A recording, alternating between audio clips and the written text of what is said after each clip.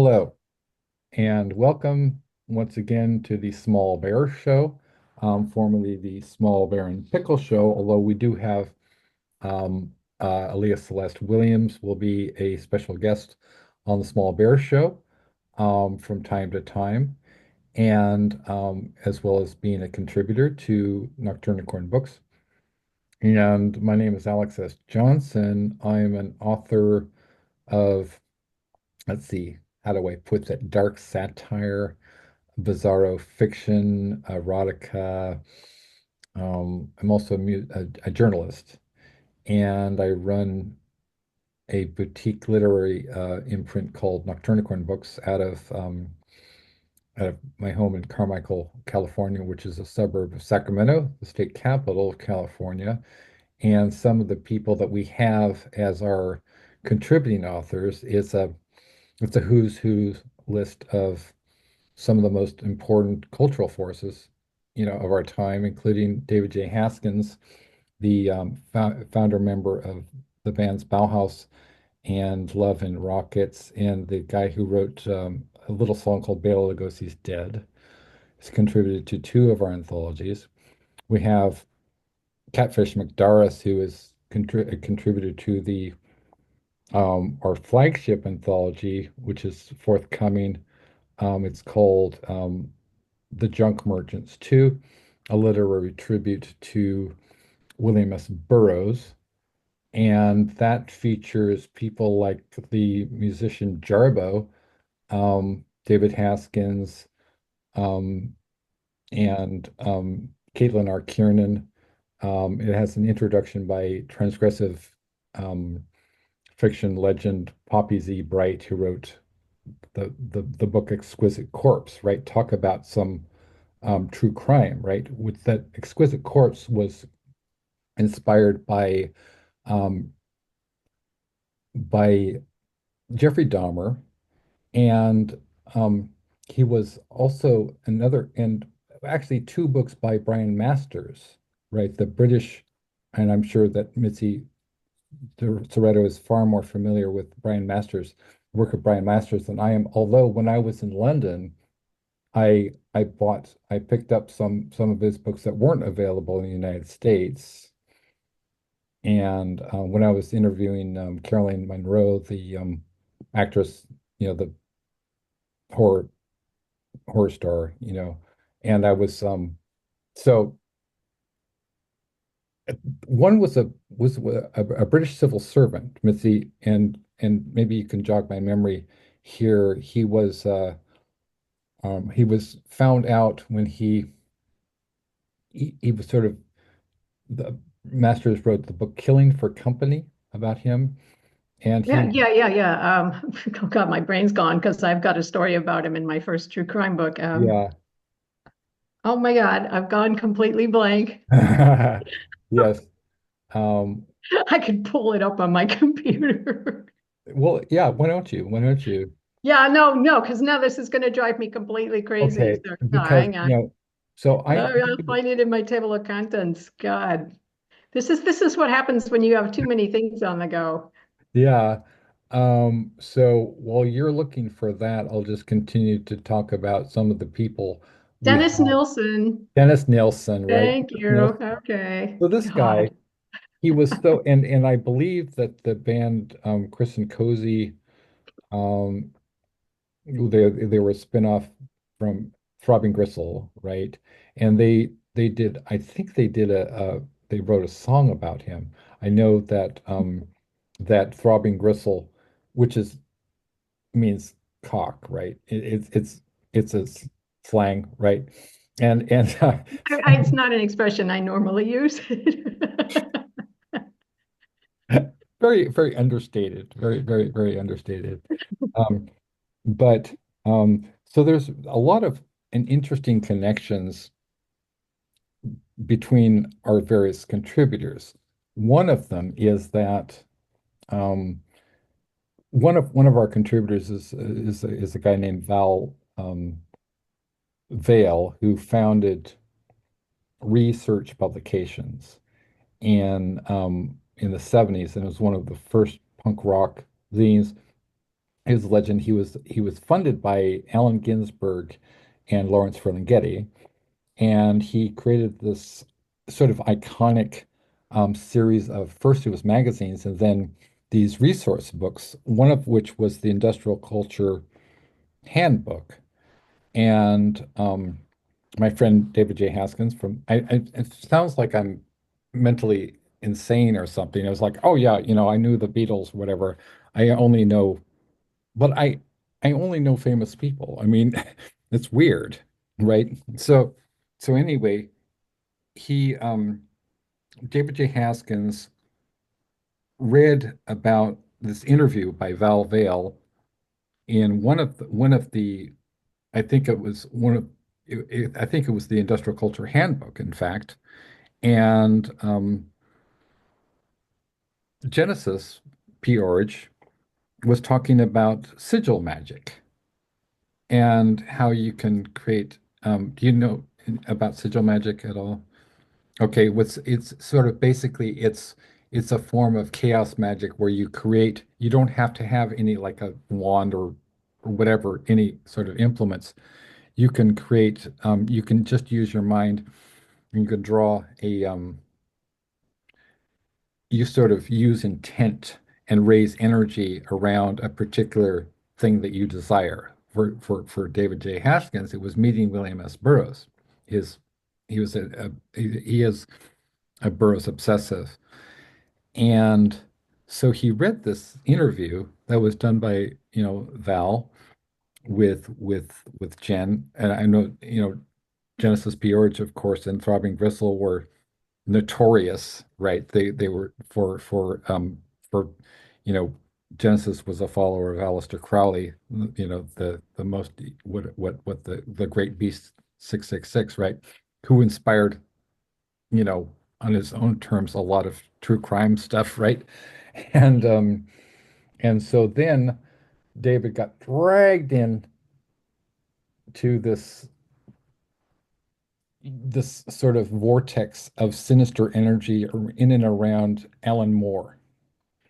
And so he said that he barely survived, like he got seriously deranged. That is David's word. And I just got an email from him about 20 minutes ago. Not about being seriously deranged by Alan Moore, but so so that is just one of the sort of unusual and interesting connections that my contributors have. And let's see who else we have as a contributor. A guy named Matt Sorum, who was a drummer for a little band called Guns N' Roses. And so we're doing I know you're not a huge Motorhead fan, but I did invite you. And That's Catfish just because I said, mentioned him in my novel, so that right. And Kat said something to the effect that I don't know Motorhead from Motor Clit. So anyway, so my guests here today are, and because I've been so busy sort of coordinate this documentary film around Burning Hearts, et cetera, et cetera, et cetera, which we're also writing the song to, it's going to be like the concert for Bangladesh meets, Live Aid meets Woodstock, I mean, the scale of this thing is really incredible. And so anyway, Mitzi Szereto is a true crime aficionado, editor of a series of um, of books that are. You tell me the name, the best true crime stories. yeah, the best new true crime stories series. There's actually 7 books, and then I have a standalone, which is the Women Who Murder book. Oh, I love that. So that's the latest one in the true crime era. This So is I've been on a roll of true crime since oh man, just before COVID. So it's I been love true crime. It's one of my obsessions. You're my obsession. And do you remember that song by was it called Animation or something? You're my yeah, but obsession. yeah, actually that was I don't know why I thought of Human League, but it isn't Human League. It's so goofy, but it's an earworm, right? Yeah, now you shouldn't have brought it up. Oh my God. They're so. they've got that sort of 80s kind of plastic Yeah, mannequin yeah. look, right? Look, they're all anyway. So and I'm going to downplay the erotica stuff, but you did have some, you did write some erotica stuff, right? And Yeah, well, I'll be honest with you, I prefer to call it erotic fiction, and a lot of it was they stick a label on something, and yeah, in a way it kind of diminishes it because the books were pretty multi-genre. And yeah, after reading things like some of Kelly Armstrong's books, I'm thinking, well, yeah. this is actually her stuff was even more explicit. So yeah. So, but yeah, that was a few years back. I haven't done anything in years in that genre. I've moved on. Right. Yeah, I have written some erotica. I wrote for the A Man's Story 2, which was a revival of the Men's Adventure magazine. And that's a little more just pulp, pulp adventure stuff. You kind of get it from that name, yeah. Right. And then Men's adventure, posing with Men's a club Adventure. and Hello, men and their adventure. fishing. And I guess I'm best known for having contributed a story called Live Transmission, which is after the Joy Division song, to an anthology called Master Slave. Yeah, as the name might imply. And that was it was put out, it's high class smut. I'm afraid, that Penguin Random House was responsible for this aberration. And Oh dear. it was a Book of the Month Club selection, so it's still available, from Penguin Random House and from Amazon. So if anybody wants to read some high class smut, then they can certainly enjoy my work and people like Nancy Kilpatrick, aka Amaranth the Night. Yeah, Nancy. Yeah, she's blurbed me a couple of times. Yeah, she's a good friend. She's also we did the Jason X series together, and also a guy named Patrick Califia, who wrote the book Macho Sluts, which is one of the, I guess, you know, this is somebody, Patrick is somebody that Billy Martin, aka Poppy Z. Bright, really looks up to. When I announced that Patrick was going to be contributing to my Omaha Collie anthology, he was, Billy was like, oh my gosh, oh my God. You know, Billy is a very, very cool man, right? He's Poppy Z Bright, right? So he's both. He's both an awesome man and Poppy Z Bright. Um, and so, and as well, we have the true living legend of literature, um, Catfish McDaris. Um, he was, among other things, was the creator of Wordstock. It was a 3-day event and reading event. Could you fill us in on what happened with Wordstock, Cat? Woodstock, we were helping, it was like a charity event for Hope House. That was where women that had been abused and their children could go there and their husband wouldn't be able to find them or anything. We raised money for them and for a hunger task force here in Milwaukee. And so we had poets, we had Antler. Antler's probably the number one poet in Milwaukee. You know, I'm probably right behind him, but I don't go out and read that much. I saw you had that Ellen Maybe, and she's from Milwaukee or something. I She probably started after I quit. But Dahmer was here. Oh Dahmer yeah, that's did buy right. some of my shop books, and he picked up a lot of his people that he ate right around the main post office where I worked 34 years. He worked at Ambrosia Chocolate, That's and right. it Yeah. is a joke that he had like chocolate fingers. He's like that, or My, bunions. You go down there and get some bunions in your chocolate and all that stuff. But he that's came and bought terrible. a couple. I was reading with a guy named Big Frank, big black guy, and he plays saxophone. But if he played Take Five by Dave Brubeck, Oh yeah. if he played that, there's trouble. there's something happening. We were playing at Hotel Wisconsin, and this guy came and he wanted to buy a couple chapbooks, Mhm. and he says, let's go up and smoke some weed up in my room, Right. stuff. And Dave was like playing, I mean, he was playing, Frank was playing it, Dave Brubeck, and I said, hell no. But after they got him, now one of the good things about when they caught him, and my daughter, now that she's a police officer, she's worked with the guy that finally caught Jeffrey Dahmer.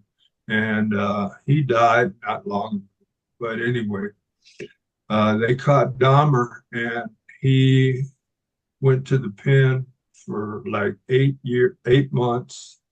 In 8 months, he was shanked and they killed his ass, somebody in the prison. But the thing is, they kept everybody was sending bombs to him, and they'd have a bomb scare at the post office, and we'd all have to leave the post office, evacuate.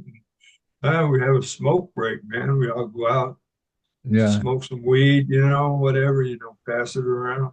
But we had ricin. They'd send ricin to them. They send all kinds of stuff. But most Wow. of the ricin was just powder, rice, whatever. But Yeah. yeah, they did send some pipe bombs to him. They got him. Nobody blew him up or anything, but they got him. He shanked his ass. Yeah, Yeah, but they have a lot of weird, yeah, true crime. I was going to ask Mitzi, you're in California, right? No, no, I know it looks like I am with with Yeah, those well, I names. was born I'm on a Route former 6. Californian, though. I was born on Route 66 in Albuquerque, Oh my right goodness. on the hospital. The hospital was right on Route 66, but I see the California. And I was going to ask you if you know Melanie Villanelles from Silver Birch. She writes true crime too, for TVs out in Hollywood and stuff. She's from Chicago, though. I Oh, thought I don't I know saw that, offhand. but you're not in California, though. No, no, but I mean, I'm a former Angelino and a former Bay Area resident as well. Yeah. So, I mean, Alex was mentioning in the green room about the devastation in California, and yeah, it's Oh, like yeah. seeing all these places that were my regular haunts, and they're Right. just gone. Yeah. It's terrible, man. Terrible. Where are you located now, Mitzi? Oh, I'm not going to say. Oh, okay. Okay. Okay. Another connection. I've known Mitzi in some form under one of my incarnations. We've known each other for more than 20 years. And Has I it been that long? Oh my God. So who have you been hiding out as that I didn't remember? well, I've been myself. I've submitted to several of your anthologies, and you're very nice in your rejections. And we're mutual friends with Lucy Taylor, right? I remember Yes. we were Lucy, talking Lucy and about, I had lunch in Santa Fe a few years ago. oh, wow. I remember it was at the same time I was talking to you and I was talking to Lucy and um and we were all freaking out about Trump, right? Yeah. Ellipses. Right. Yeah. Did you read at Tomasitas in Santa Fe, Mitzi? No, Probably not. no, It's but in a, actually, Teddy is it's in also a, mates with Lucy, so just to it's mention. in a caboose of a train, They're real famous. Now they have one in Albuquerque too. But I worked in Santa Fe for 2 years after I got out of the Army. Worked in the Forest Service, fighting fires and stuff like that, surveying for roads. I love Santa Fe. I know, me too. There's something My about wife, it that my just, wife hated it. She said it looks like the desert there. I it said, isn't no. that. She's from Guadalajara. It's all green down there, like the jungle and stuff, but it's kind of brown too. Yeah. It has its appeal. It has its appeal. Yeah, I did a reading there with Teddy, and so that was kind of fun. I didn't go there. You got nice teeth, really white teeth. Yeah, I Oh, admire your dang. tweet too. I I have a just Yeah, got, pair. yeah, I always got that when I was teaching my creative writing students in the UK. They said, "We know you're an American because of your teeth." yeah, yeah.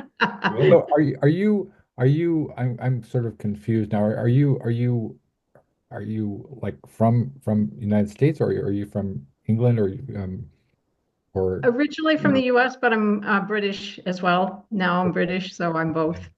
okay, what's going on there with Brexit and all that It's sure changing shot claiming? things in the foot there. I don't. It's one of those things that they all did, and now they're going like, "Oh God, why the hell did we do that?" Yeah, Sort of like what's going on in the right. USA. During the height of COVID, like your well, Prime Minister, um was it Johnson or Oh God, Boris, Boris Johnson. who's Yeah, They were actually having, technically an American. He was born, I yeah, think, in New York. oh yeah, wow, I there was didn't know that. Trump here. They were having some sort of wild parties without masks or any sort of Yeah, yeah, prophylaxis yeah. and, Oblivious. Like it was and okay because it of was, any kind. I mean that prophylaxis. Um, so oh my God, access. You know, the one book that I did actually was the first Nocturnicorn books release. It was called Axis of Evil, a heavy metal horror anthology, and that had Lucy wrote a story called Extremo Files, and she had never. I mean, I don't think that she had any real knowledge of heavy metal beyond just sort of what people hear pick up, but she really did a, a deep dive into metal, and we were all on a show sort of as they we're on a couple of podcasts where she talked about, we talked about the book, and it's kind of fascinating that the genesis of that book. But so that was an original story. We had original stories by Sephora Giron, by Paula D. Ashe, by John Claude Smith, and a whole bunch of other people. And that was really kind of inaugurated Nocturnicorn books on a very awesome basis. I know a lot of Lucy Taylor stories they're both. Oh, here's something I think you might find interesting. Um, I wrote this book called Wicked Candy. Wicked Candy. See if I have a copy of this around here. Um, hmm, Wicked Candy. And I I asked her if she would write a blurb for me. I'm sorry. And she said, sure. And she wrote Wicked Bizarro Horror, or it's actually um, Bizarro horror laced with black humor. Wicked Candy is shocking, perverse, and at times funny as hell. Lucy Taylor, right? Which is one of my all-time favorite blurbs that I've ever received. The other favorite blurb is, Twilight of the Doom Hippies is very disturbing, Catfish McDaris.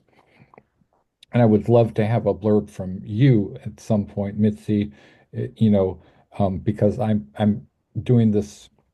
It's going to be released this year from Horror Sleeves Trash Press. It's Twilight of the Doom Hippies, and Catfish is writing the foreword for it. And I just submitted the final draft to Horror Sleeves Trash in Australia, and they we also have a mutual friend with John Patrick Robbins, who does the Rye Whiskey Review, and they're friends as well with Kat and with Arthur Graham, right? You're friends with John, right, Kat? Yeah, yeah. And John Smith. With John Patrick This Robbins. this one is from Horror Sleeves Trash. And John Smith and I wrote this about 15 years ago. It's a hardcover, And you and also Oh, Yeah. dancing naked on Bukowski's grave. It's in a it's in a cemetery in Oz, Australia. But Ben said he took this model out there and she stripped completely naked, and the cops came and they were ch chasing her all over the graveyard and stuff, and he had to get her out of there and stuff. But yeah, we did that. That was before who's the guy that's there now? Arthur Graham. Arthur, yeah. That was Yeah. before Arthur took over. This is the guy that started it all was Ben John, and then he handed it over to Arthur after he broke his back, and he was out, on rehab for years, couple of years, and then his wife had a couple of kids. They had a couple of kids together, and then they went to India for a couple months, and they traveled around India. It was like a travel tour of India. Wow. And his wife was a third grade teacher in Australia, and her name is Diarn. She's a really cool lady and stuff. Yeah, but he handed it over. Every once in a while, I'll talk to him, and stuff. But named his first kid after Hunter Thompson. Named Right. his I saw second, that interview you did with him. Yeah. yeah, his second kid he named after Bukowski, Charles Bukowski. So yeah, his his two favorite writers. But he's quite a bit younger than me. Me He's too, probably 20 actually. years younger than I am. What was speaking of Bukowski, what was I know there's when people see that you collaborated with Charles Bukowski and Jack Micheline on Prying, what were the circumstances behind that?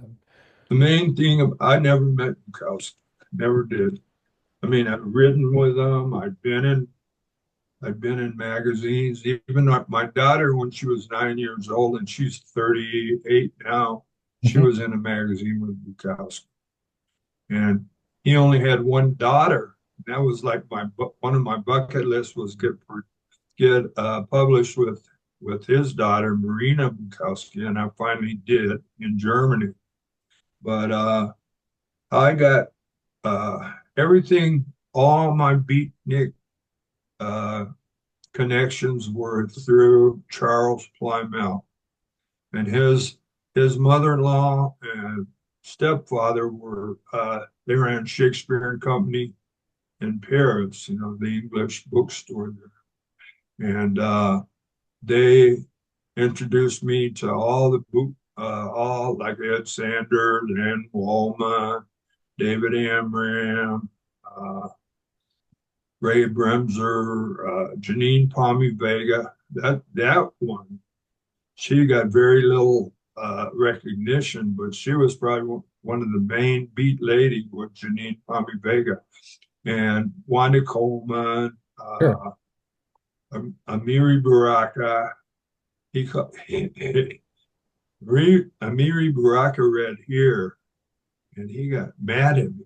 And he Really? called me he called me a white nigger, and I said that I don't know why you call me this. I said you're a black nigger. I mean, I'm a white nigger. Okay, and pretty soon here comes the security. They took me off the campus. Oh my God. And my daughter was that she graduated from that college. She got two master's degrees from there. But anyway, yeah. And then later he apologized. One of his famous little books is a 20-page suicide note. And he sent me that one, signed it and all that stuff. But You also had some signed chapbooks from William S. Burroughs, right? yeah, he was supposedly, this was a bad rumor. They said that, well, he was married to a Jewish lady, and he was black, but they said that he said that the Jewish people all left the building, that got the two towers that got blown up, Wow. and they knew about it. The Jewish people knew ahead of time that these guys were going to crash the planes into the Wow. towers.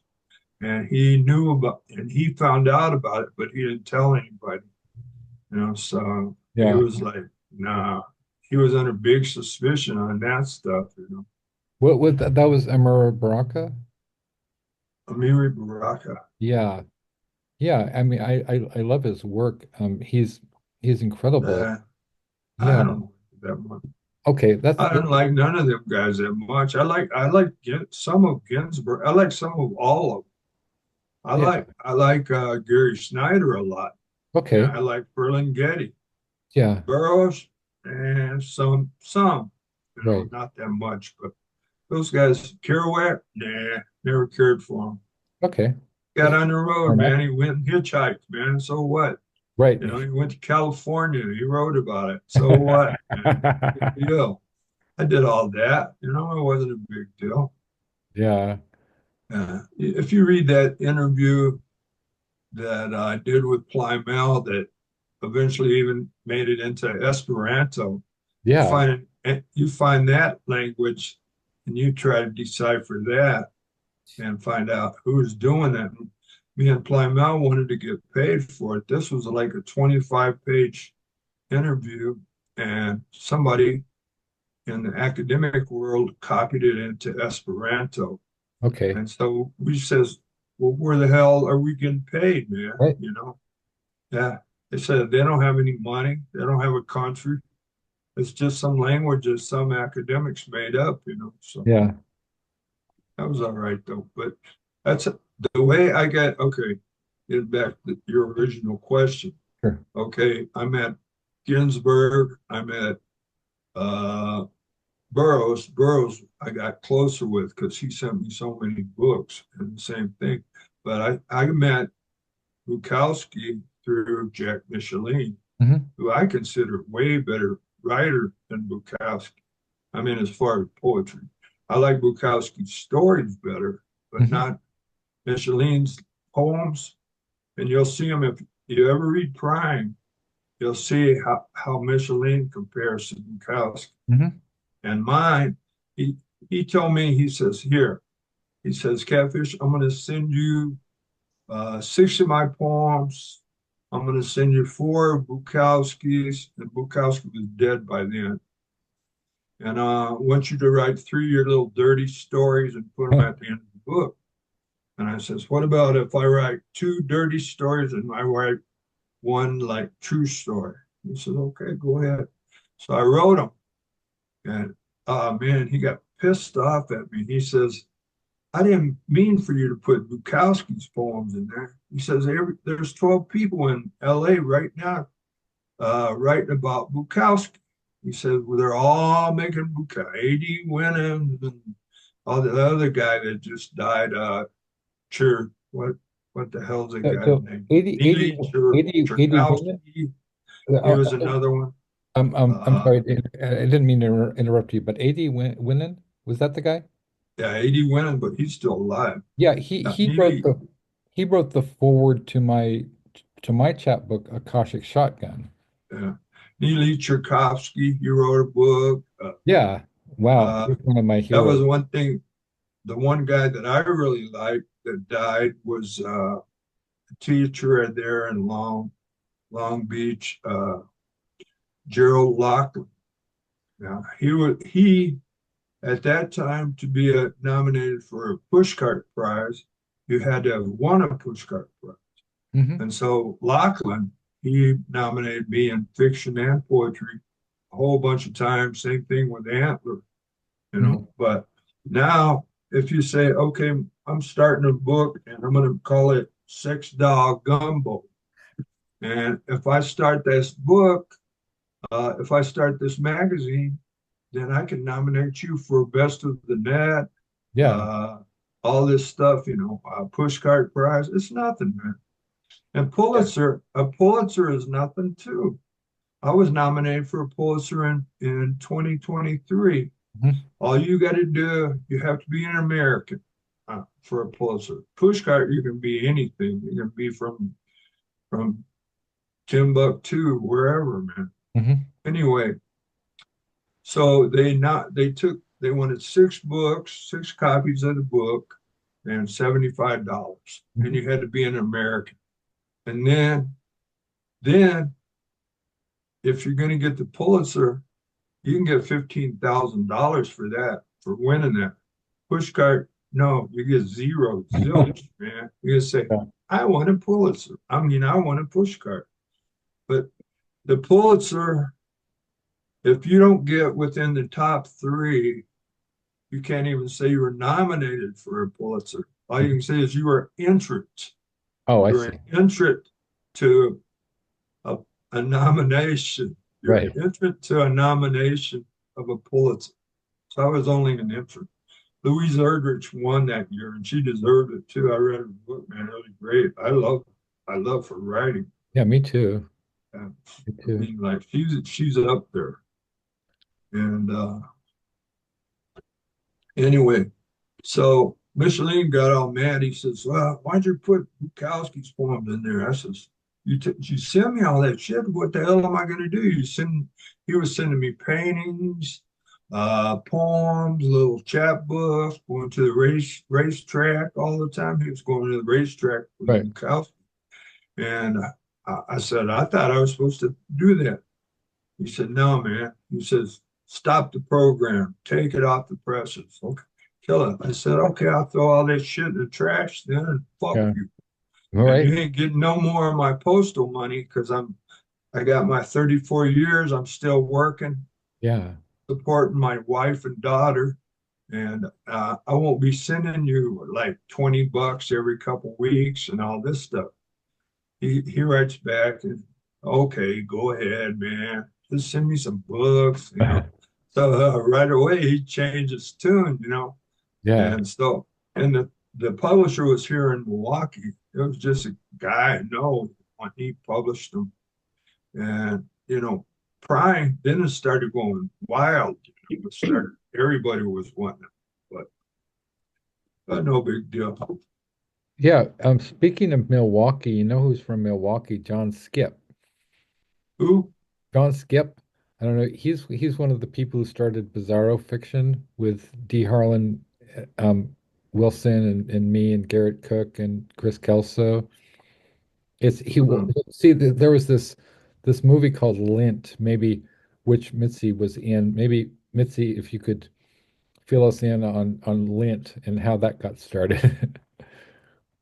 Yeah, that's a strange one. I was mates with Steve Aylett, who wrote Lint, and I think Steve basically, I think, trawled through his address book for everybody he knew and recruited us all to do a little vignette sort of story about how we knew Jeff Lint and how we met Jeff Lint. Oh my And gosh. I mean, I hadn't even read the thing. I didn't know what the hell was going on. So it's like I think he got us. I think he had us meet up at one of the some uh, it was, I think, the cafe at some hotel on the South Bank. I can't even remember. Uh-huh. So, I mean, I'm sort of there, like not knowing what's going on. And then Mo Ali is there, and like we're all kind of like, what's going on? And then we kind of just ad-libbed our way through it. And and it was definitely an interesting experience.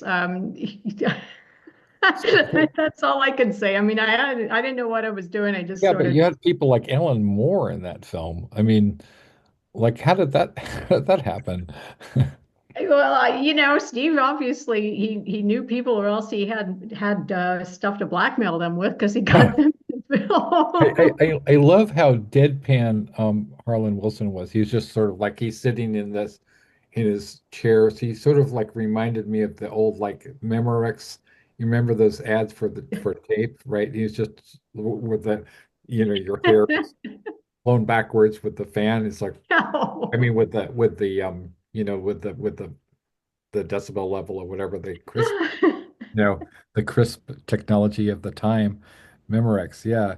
Um, It was funny. We even had our the film screening at some place in Hoxton at a bar. uh-huh. That was really, and this is weird. All of the tables had plastic brains on them Oh as my the God. centerpiece. I have this photo of me holding this brain. It's just, That is, it reminds me of speaking of plastic brains. Okay, so when I was at the w I'm glad that I'm able to connect stuff. There was Okay, so there was something called the World Horror Convention, and I attended in 1995 in Atlanta, Georgia.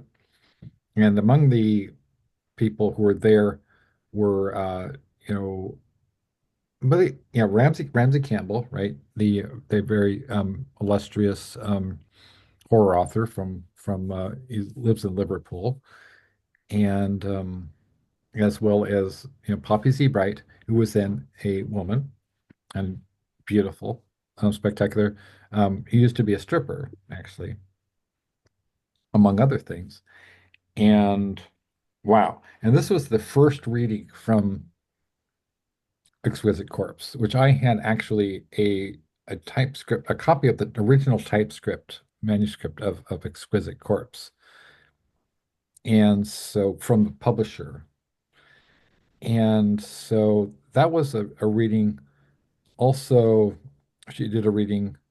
I wanted to make clear for my viewers that um, Poppy Z. Bright is the longtime pen name of um, a man named Billy Martin, whose dead name is not Poppy Z. Bright. That was a made-up name. Melissa Ann Bright they were born in Melissa Ann Bright in New Orleans. And it is correct, it is not misgendering to say that she, at the time, identified as a woman, read from Exquisite Corpse for the very first time. This was a sort of a famous event. And then we had a reading from our friend Caitlin R. Kiernan, something called Bela's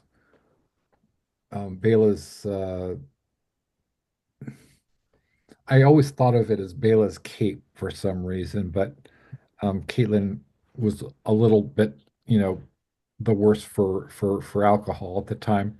But she very much admits that she's had some problems with that. But including in my interview, so don't get it twisted, people. Read my exclusive interview with Caitlin R. Kiernan called Caitlin R. Kiernan, the Dark Entries interview. You'll never see an interview with Caitlin R. Kiernan again because she's absolutely fed up with social media and getting canceled by idiots. And so that was a very historic occasion. We also got to see, um, can't believe I'm all these memories. Um, Ramsey Campbell give Poppy Z. Bright a birthday spanking, and I'm talking bare ass.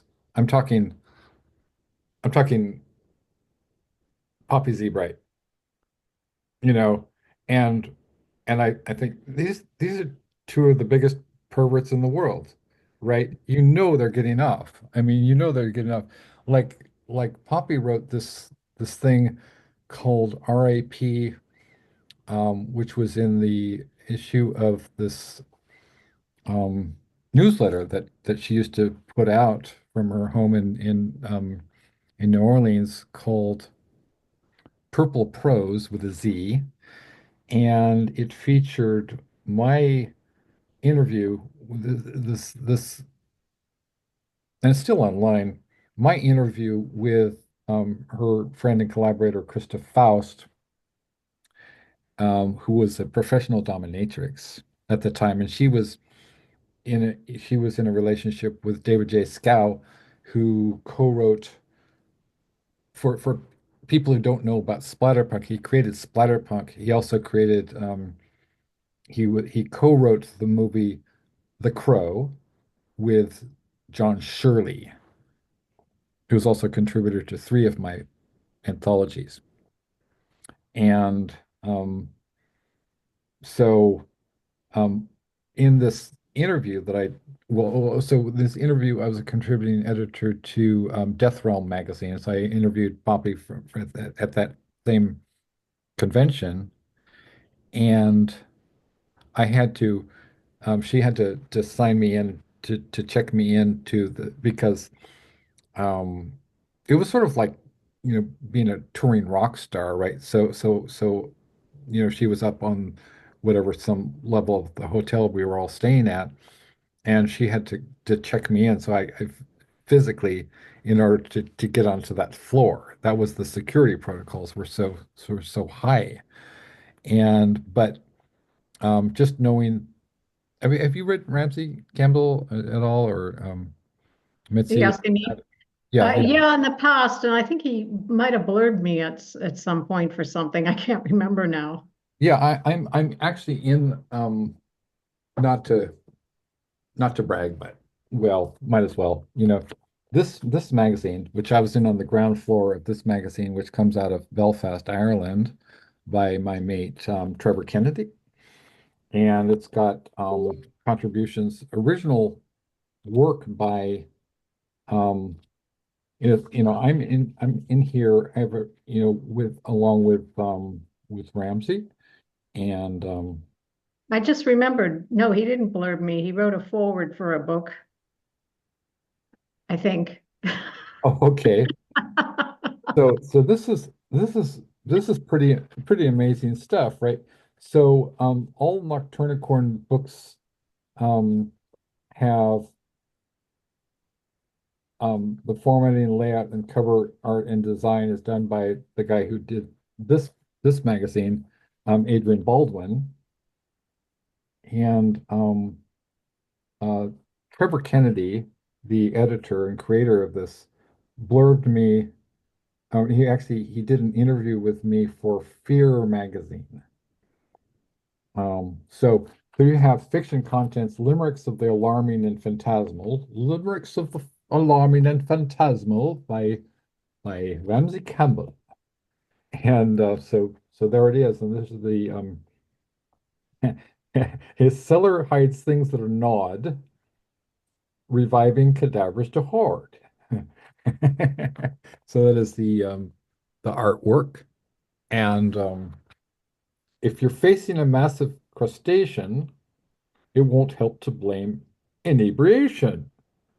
Those prodigious crabs think we're all up for grabs, and they're scuttling to scuttle the nation. So that's Randy Campbell. And this is Adrian. This is an ad for Adrian Baldwin. So if you want to hire a guy who does all of the Nocturnicorn books um, products, you'll who does all the layout and formatting from the books, including the Flowers of Doom. Now, this cover. Well, actually, this is the wrong one. This is not the final cover. This was because I wanted to have something special so people could have it like a you know a one of a kind collector's item. Um, this is my dark poetry collection, and I included on the back. I included some of the blurbs, like Alexis Johnson is a poet even when he's writing prose. That's Anna Tambor, who is a finalist for the World Fantasy Award. Fucked Up Fairy Tales is clever and witty. Bill Plympton, award-winning animator, Plymtoons. So also created something called Fucked Up Fairy Tales, and this is volume two.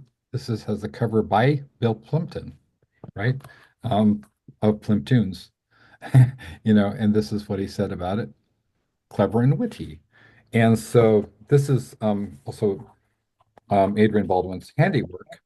Um, so the interior, this is my friend Sandy DeLuca. This is the cover.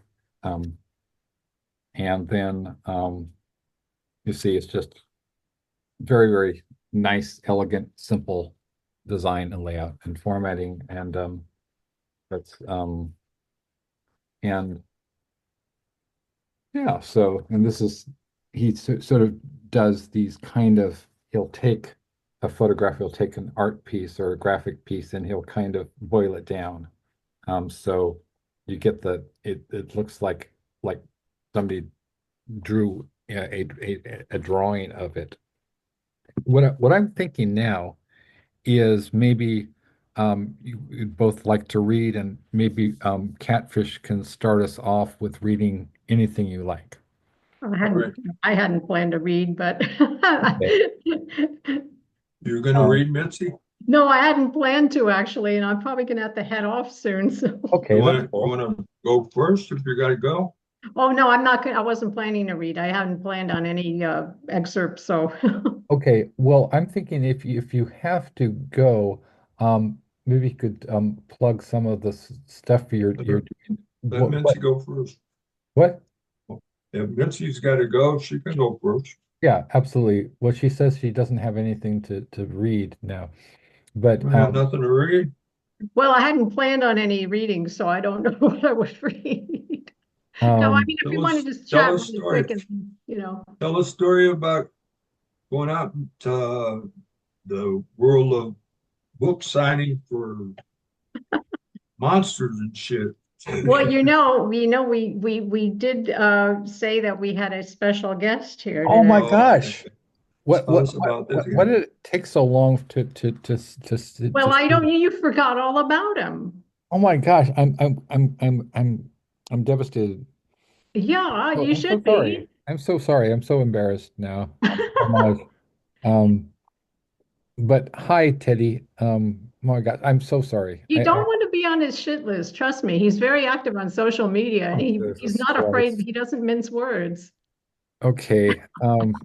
How could I do this? I was the number one thing I was like, don't forget about Teddy. Oh, Jesus, he's looking at me. Yeah, Sorry. that hard Please, please, please, stare. please. I'm so sorry. Now, would you would you and Teddy tell us about the Thelonious T. Bear Chronicles, please? Sure. Well, actually, that references back to the Lucy Taylor and the Santa Fe thing because Yeah. that's we actually did a reading from the first book in the series, Normal for Norfolk, Oh, the wow. Thelonious T. Bear Chronicles, and so that was the first one which we actually came up with in when we were in Norfolk, UK. So there's some actual real events in there, as a matter of fact. Oh, wow. And Thelonious is a bear.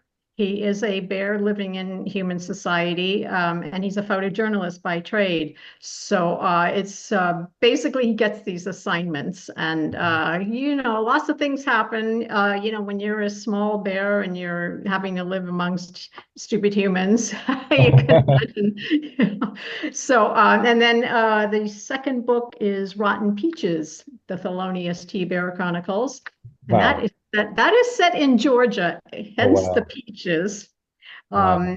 And that's when he has his assignment in Georgia, in the North Georgia mountains. And so that is a whole different cultural thing for a British bear, because he's a British bear, Oh, I see. Thelonious. I see. And who came up with the Thelonious T. Bear? And was that Teddy It or was both of us. okay, It both. actually, Right. we were in a pub in Norfolk, and the whole thing, I literally was there writing stuff on a napkin. And Teddy was He with you, was there having his pint, and right? we were staying with a mate, and As one does. Yeah. yeah, and that just all came up, and there were things actually even in the pub that we incorporated in the book, like there was a Welsh vicar, so he found his way into the book. Which which reminds me, Lemmy's first band was not Motorhead or even No, it wasn't. the It was some Rocking one of those Vickers. prog rock bands, right? Yeah, well, it was the Rocking Hawkwind? Vickers. Oh, I thought it was Rocking Vickers Hawkwind or first, something. yes. And then he was with Sam Gopal, who was this Hindu guy, and then along the way he was in Hawkwind. In Hawkwind, he was arrested at the Canadian border for cocaine, and they had to let him go because it was speed. You know, so I mislabeled it. yes, they really kind of screwed the pooch. They and so he was fired. He was fired from Hawkwind, one of the druggiest bands in the history of rock and roll. Can you imagine being fired for drug use by Hawkwind? They used to throw acid into the crowd, right? And Hawkwind, I mean Lemmy Kilmister was a roadie for Jimi Hendrix, He and learned so on the job. he learned on the job, and But he just to qualify, Teddy is a very clean living bear. I never said anything about. Well, I don't That know, seems a you little bit segued into this defensive. Lemmy Like, thing. I, You I just mean, I mean, it seems a little bit like, heading that one off at the pass. Like, I never accused. yeah, but you went from this thing of, we were talking about all of a sudden we got into Lemmy and drugs, and I'm sort of wondering why that transition. Um, uh, Yeah. so there was a link. Vickers. So Other figures. the first band that Lemmy started was called the Rocking Vickers. And Okay. yes, believe it or not, it sounds, I mean, he was a Got huge out of that Python one. fan, right? So like his humor was, and he and Phil Campbell, who was actually a nobility. I mean, Phil Campbell, the guitarist for Motorhead in their last incarnation, was a huge Monty Python fan. He was a cross dresser, and he was sort of backstage where at the Nokia show in LA in 2011, and I got to stand behind Murder One, right when Sherry Curry from the Runaways comes out, right? I mean, and they do Killed by Death, and the crowd was like insane. I mean, you know, another interesting connection that I have with Lemmy, besides the Matt Sorum contributing to my Lemmy book, is that Amelie Frank, who is a contributor to the Bauhaus book and a really good friend of mine, she's the webmistress for Billy Bob Thornton. And so I actually sent her this book, Bad Sunset, um, or A Fistful of Eyeballs, which is my bizarro Western. I was just going to say that's a bit of the old spaghetti Western thing in there.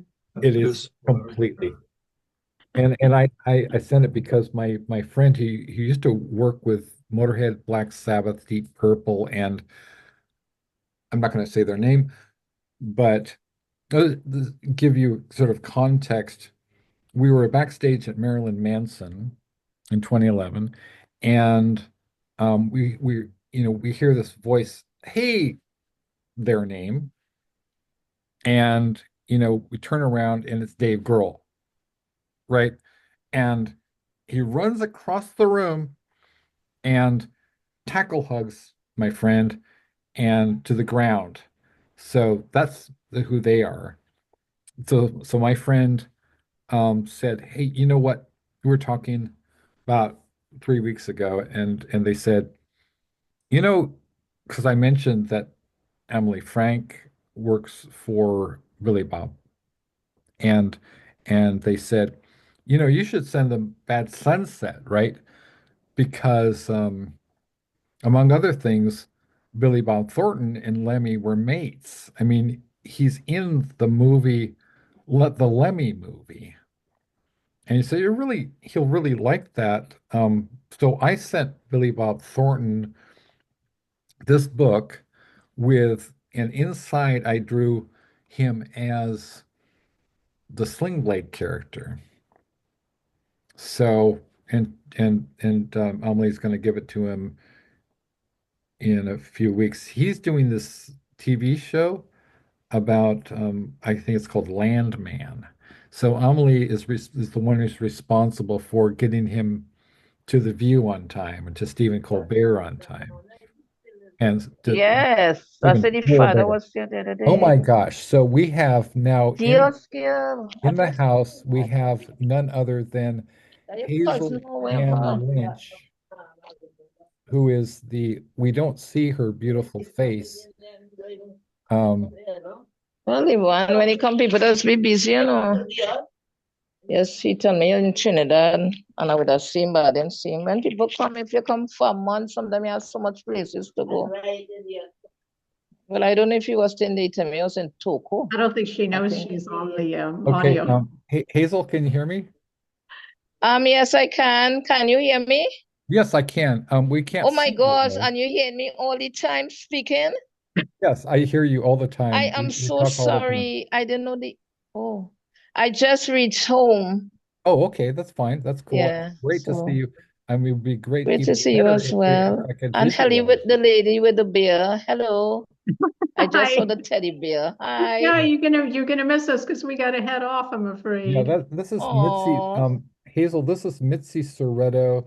She and the distinguished gentleman bear, Teddy Tedaloo, are the co-authors of the Thelonious T. Bear Chronicles, and they're oh very wow, sounds distinguished. awesome. Yes. Pleased to Yeah. meet you all, even if it's for a second. Even for a second. Well, we got to listen to your conversation. Oh gosh, sorry, I didn't know the mic was on. I was speaking with my mommy. Sorry. So you have to be so careful when you're on a telephone. Thank goodness it was not naughty. No. Naughty. So Naughty. can you show us your beautiful face, Hazel? Well, let me see how to on the phone. I don't know what to press here. Mute start video. Oh, mute the video. Well, I don't want to scare anyone, you know. I don't know. I hope I don't scare anyone. Hello. You look lovely as usual. Oh, Hi, thank Hazel. you. Welcome, Alex, welcome. you just say that. My head is so big, it's getting bigger. Well, do you have Senor Fluffy with you? The book? Um, the cat. Do you Oh, have the Senor cat is Fluffy? upstairs. Okay, I mean, unless we could fill in. My gosh. So welcome to this program once again. Thank you. And so for the rest of you, the lovely and brilliant Hazel-Ann Lynch is the creator Oh, of something called um, Senor Fluffy, a Cat's Tale. And Senor Fluffy is a bougie cat, is the best way I know to describe this character. He's a French cat with a Spanish name. yes. So, you know, you And have a lot of identity issues. um, and he came originally from France, and his I guess I guess he would bristle at the term owner, but his Oh, it's person, human. his Mm-hmm. It's human, human. Yes. his Yes. human, Mademoiselle Dubois, Yes. right, takes him from a very privileged lifestyle, very entitled lifestyle in France. Was it Paris or where do they live? In Paris? Yeah, Paris. In Yeah. Paris, in Paris, and then they moved to Brooklyn, and of Of course, all places. Senor Fluffy is used to drinking Perrier and eating caviar and going to the finest restaurants and Michelin approved. So he certainly was in for a rude awakening when Madame, is it Madame or Mademoiselle Dubois? No, Madame Dubois. Madame Madame Dubois. Dubois announces to Mm-hmm. him, to his shock and horror, that they're moving to Brooklyn, not Manhattan. Not Manhattan, where my friends, I think it's The ghetto. Susan Schwartz lives in Manhattan, and but the ghetto. And so Yes. could you With kind an of accent over the O. Get to. the ghetto, right, in the ghetto, Ghetto. in the ghetto. Um, and could you sort of explain to us the genesis of this of Senor Fluffy, how we got Senor Fluffy? How what do you mean? How it came to Yeah, be the or origin. Yeah, how Senor Fluffy arrived. in my mind how the book came to be, you mean? Or the Yeah, idea how of how what inspired you to create Senor Fluffy? Because it well, was a it fascinating story. I don't know, it just happened. I was not ever thinking to write a story about a cat really of all, I don't know. But I find I like to give animals a voice. I don't know why. And I was at a function in New York at the time at Grand Army Library, and my first piece had came out in an anthology. I wrote a little piece, with a little scary horror something. And after I read, it had a lot of I was feeling like I was a celebrity because it had a lot of photographers. Not I alone was the only author. And I was talking to this other fellow author, and when I was looking through the book, I was like, Bryce, oh my God, you have a pen name, and his pen name was Senor Fluffy. And right then and there, I just got the inspiration to write about a French cat. And I was like, what is going on? Yeah. It just came in my mind like that. And I was like, what's going on? So I just told him, well, Bryce, I'm taking your name, Mhm. pen name, and I'm going to write a story about a bushy French cat. And he's like, just like that. And I was, yeah, it just came into Yeah. my mind. And, and with a lot of attitude, move. It's like I saw the story right then and there in my mind. Yeah. And I was just asking if anybody had paper because I didn't want to forget, because Right. sometimes we as writers will have, something will just come in our mind or vision or whatever, or like a word of inspiration or, and then we mightn't pay it no mind. In 2 seconds, we'll forget and never remember that particular thing. So I Right. didn't want to forget it. But since I came up with that, or God or whoever gave me that inspiration, the cat is like he pays rent in my head and he will leave morning, noon, and night he's there. Like really, he should start paying some rent. So that's basically how the story came into play, but I didn't it's not like something happened before. It's just when I saw the name, it's the Mhm. name, just something. It's like somebody was telling me the story in my brain. When Yeah. I saw the name, I just heard like, write a story about a French cat, not a poodle. They were so specific, not a poodle. And I was answering myself, why not a poodle? Why a cat? So I don't know. So I guess, you know, and Yeah. that's basically how it started. Just like that. No other thing like I have a cat and I should write about my cat. I don't have any pets, so that is basically how it came into play. And still well, it's a series, supposed to be a series, so I'm taking him around the Caribbean. Right. So hopefully the next book will come out sometime soon. That sounds like Yeah. Teddy's Yeah. character, Yeah. Thelonious. Unfortunately, we're years late doing the third book. It's terrible. He's constantly on at me about the third book. And Wow. it's my Yeah. fault because I got the true crime going in it. I How, know. how did you and Mr. Tedaloo begin your collaborations? Again, it was random. I mean, it was just we were at that pub in Norfolk, and Right. somehow or other, we just thought of doing a book about a bear. But did he have pints at all, or is he? I mean, he's pretty Well, clean. of course, he had pints. Okay, okay, I don't know, but because there was a little bit of defensiveness earlier. Well, no, I mean that's his thingy. He has to have his pints. Okay, well, that's And so does Thelonious, because I mean he's a British right. bear. Yeah, Can't have no pints. right. Nobody's Yeah. I created a character called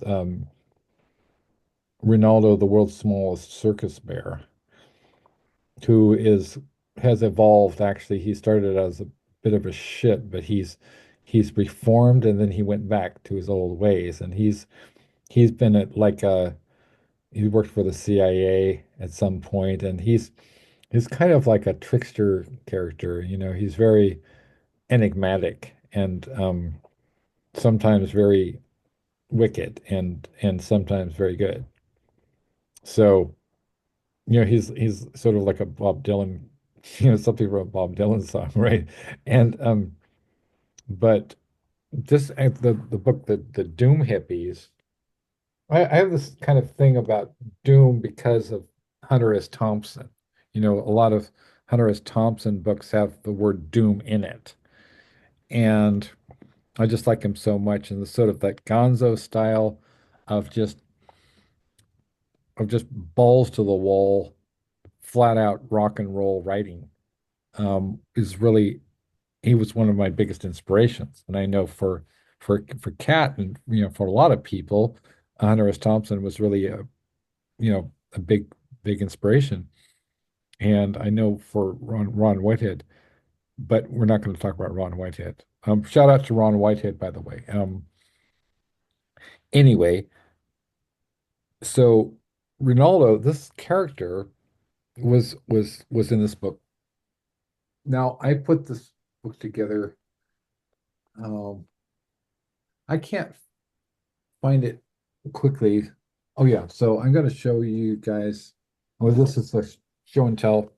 One of the because this is the book I'm in from Horace Lee's Trash Press called Prose and Poor Taste, and this is one of the so there's the Horace Lee's Trash Girls, and if you go to the website, it is porn. I mean, it's fully explicit nudity. It's they show pink and everything else, but they're kind of the difference is that they're kind of alternative models, right? So they're like punk rock, they're gothic, they've got tattoos and some of them are hot, not some of them are just kind of kind of sleazy, as the name might suggest.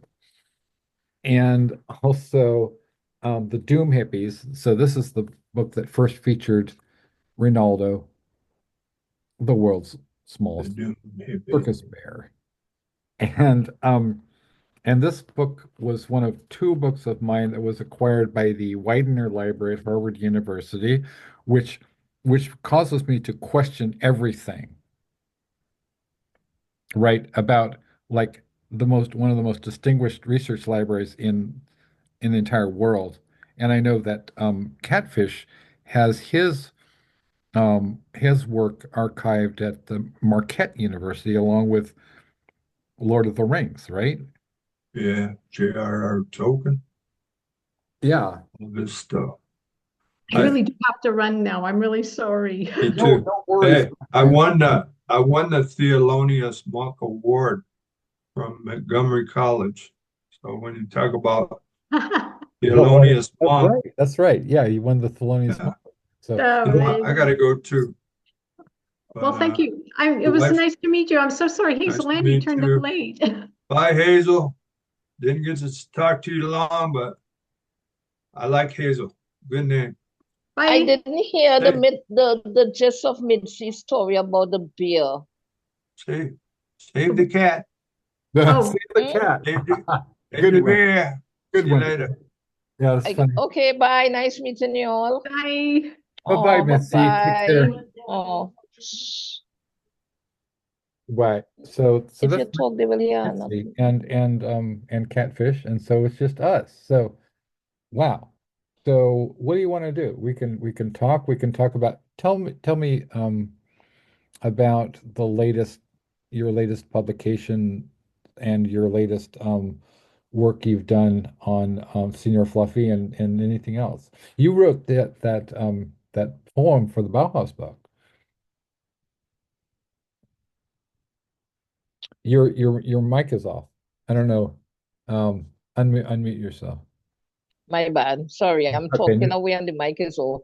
Well, no, I didn't really know how we pronounce this. Bauhaus or Bauhaus? That's how we pronounce it. Bauhaus. Bauhaus. Yeah, Bauhaus. it's German, and it was It's actually German, yeah. originally an art movement, and Oh, uh, the guy who founded Bauhaus, his name is David J. Haskins, and he will, along with Peter Murphy, his brother Kevin Haskins, and Daniel Gaston Ash, mm-hmm. and I know David from his being a contributor to the William S. Burroughs anthology. Right. And also he's contributing to my David Bowie book, which you're welcome to contribute as if you like. I don't know if you like David Bowie, but um Well, I have nothing against him, but sometimes, I cannot, you could, I don't know. I know it's great to get your pieces into any anthology, other anthologies, I mean. yeah. But sometimes like when I'm trying to concentrate on one thing, I do like to work on a lot of, that's not true really. I don't know why. I don't know. No, no But worries. sometimes, when you know about certain things, you have to do a lot of research, which is good for us because, Right. then you learn a lot of things. Because I didn't know about that group. And I was like, who is these people? I mean, I never really like metal music and rock and these kind of thing. But I remember years ago when I went to, well, I used to party and stuff sometimes. And I Uh-huh. remember going in this area and this band, and I was like, oh my God, if I know this metal rock band was coming here, I would not come because it's this kind of music where they have to think their head. But the music was so nice and I was so shocked. And then after, I can't remember where they were from, what country they were from, some white guys and stuff. And then after, I asked one of the guys, I say, I always thought this music was so loud and boring and like no words. But he spoke to me so nice and he explained it. And then after I started following them, but I can't remember. But I think they were a very popular group, but I really can't remember who they were. hmm Yeah, but maybe if I hear it, I will know. So when I heard that group, I was saying, I wonder if that is the group, but I guess it would have ring a bell. Yeah. But they performed in Trinidad. They used to come and perform. I used to say I have not gone to a lot of concerts, but when I remember, I say, oh, I think I went to a bit of concerts. I remember one time or a couple of times the Solid Gold dancers came here. Oh, You wow. remember them? I Yeah, sure do. I sure do. Yeah. yeah. I used And to watch that you all remember the the time. puppet, I Madame, with the Oh, long of course. nose? I watched that show religiously. I mean, I would watch that every Yes, week. Yeah. It was that used to great. be so good. Solid Gold. Who was it? Diane Warwick? Yeah, I think when Diane they Warwick? came, I Yeah. went and see them Solid Gold dancers. That used to Yeah. be so good. And that puppet too, although that have nothing Puppet. to do with them. Alf. Right. I love Alf. He was so sarcastic. I don't know why they take Yeah. off that show. That was really good. Yeah. Yeah. So these days, basically, I'm working on the second Senor Fluffy, the hmm series. hmm So I'm trying to see if it could have finished before Carnival because it have bits about Carnival in it. It would have been good to let it out for Carnival in Trinidad. Yeah. Before Carnival or around Carnival. I think that would have promoted good too, but I don't know if that's possible because I want a lot of not a lot, some illustrations in it. And since they come into Trinidad and Tobago, I would like to show, like if you're eating a mango, you want to see the nice juice running down his fur. So when people see a truly mango, Right. ripe and nice and juicy, if Mm. you're reading the book, it will make you feel to eat a truly mango, that kind of Mm. way. I think the picture themselves, Okay. not just the word, and you're eating a plate of pilau with some potato salad or green Mm. salad and some Tasty. avocado. It have to look real, Sure. even if the characters are like, not real. But that is Right. how I like my thing because I remember once I sent some work to illustrate and she told me my story is not real. So she would not do the food looking real. I said, but I paying you to do that. She said, you know how long it take to do a rice cream? I said, I don't care if I don't have the money, then I can, but I want.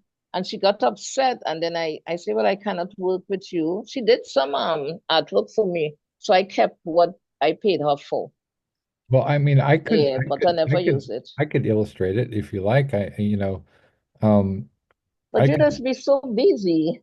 No, don't worry about it. I want to. If I say something, then I follow through, and I want to, Mm, because I love your work, and I think that it would be an honor to illustrate it.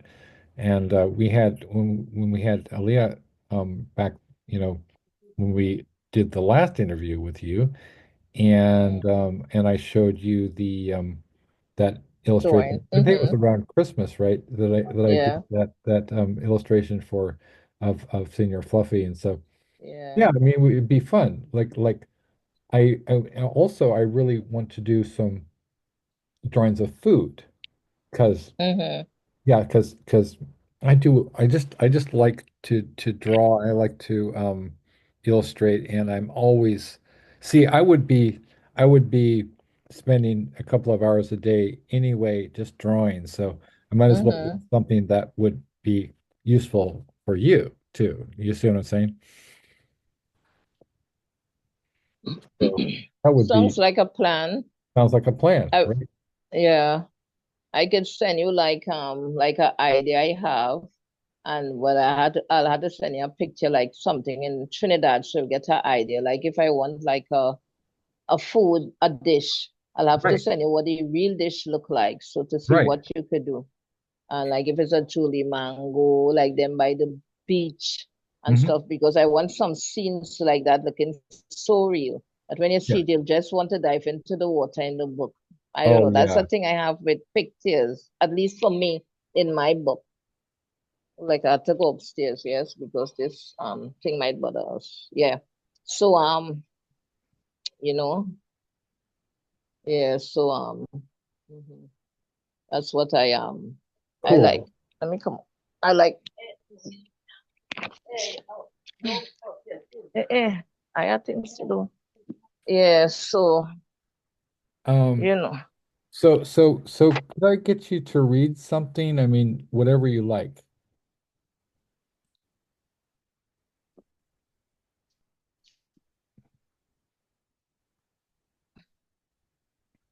Mama knitting a what did you say? Say Oh, that again. Sorry, Alex. oh no, What did you no say? worries, no worries, my friend. Could I get you to read something? Hello? Yeah, hi. Can you hear me? Uh, Okay, I think we're having sort of transmission problem. Bauhaus. Yeah, yeah. Yeah. Okay, so and okay, so it's in Hazel is in Trinidad, so it the sometimes the transmission is not as oh, okay, so Hazel, hi. You went out for a second. Can you hear me?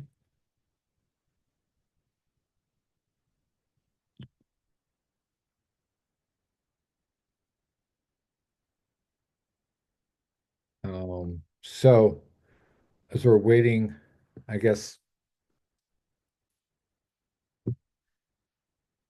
for Hazel, can you hear me?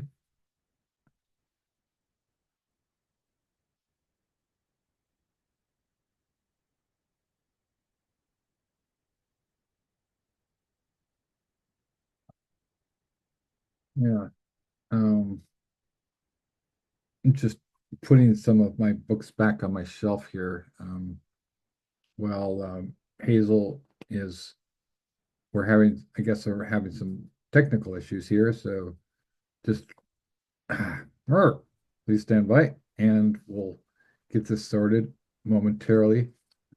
All right. Sorry. Um, so Hazel, could you unmute yourself, please?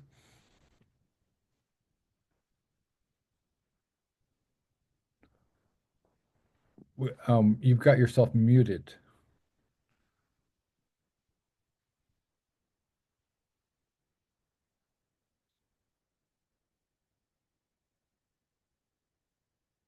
Okay, so I'm gonna just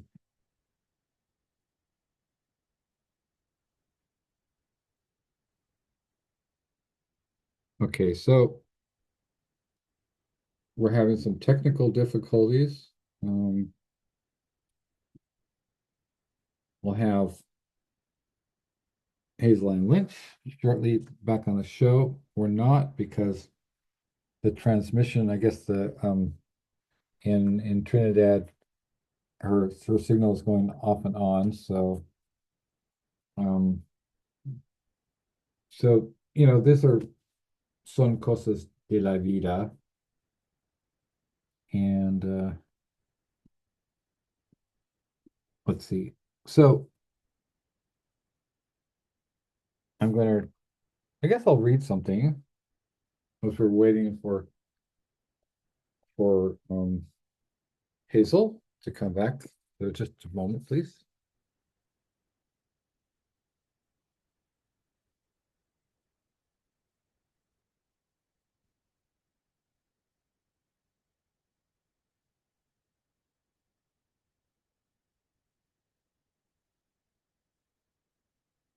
See, the thing about life is you have to be able to improvise.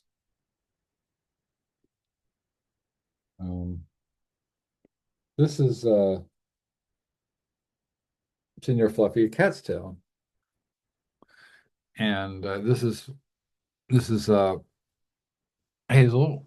Hazel created this incredible book with you can see that's Senor Fluffy. He's a French cat with a Spanish name, and these illustrations are quite delicious. So he's oh, Hazel, could you unmute yourself, please? I was just showing the people your book.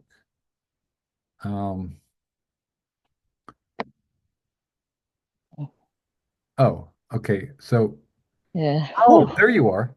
There you are. As I had to come upstairs, it was too noisy with my mom speaking all the time. So I was I like, was no, I just can't do showing this. the people Oh, your book.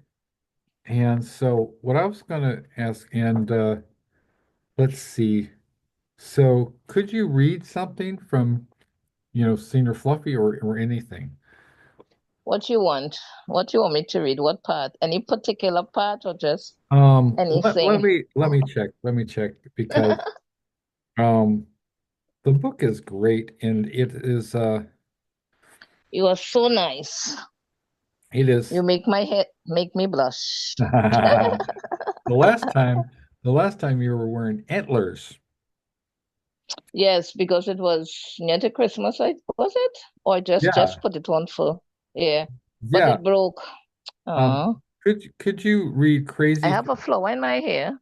Aw, look. Yeah, I love flowers. Could you read Crazy for Pink? Crazy for pink. Let me Yeah, see. What page is that? it is Crazy for page pink. 10. Crazy. Okay, I got it. Okay. Oh Lord. Let me see if I could. Crazy for pink. Yawning, stretching, and opening my eyes the next morning, I was shocked to discover MDB, that is for Madame Dubois, had also bought me a neon pink saucer and bowl to match my distressing pink bed. Wait, what? What's really going on? Is she trying to insinuate or tell me something? I give it a disgusted look. The indignities I'm forced to suffer. After taking a shower, hell yes, I take showers. Can you imagine me, Senor Fluffy, cleaning myself with my tongue? Yuck! I'm a cat with pedigree. Just the image of that give me the creeps. I was about to stretch my legs, explore the neighborhood a little, when Madame Dubois said, I need you to get me a cocoa bread and beef patty from Golden Cross.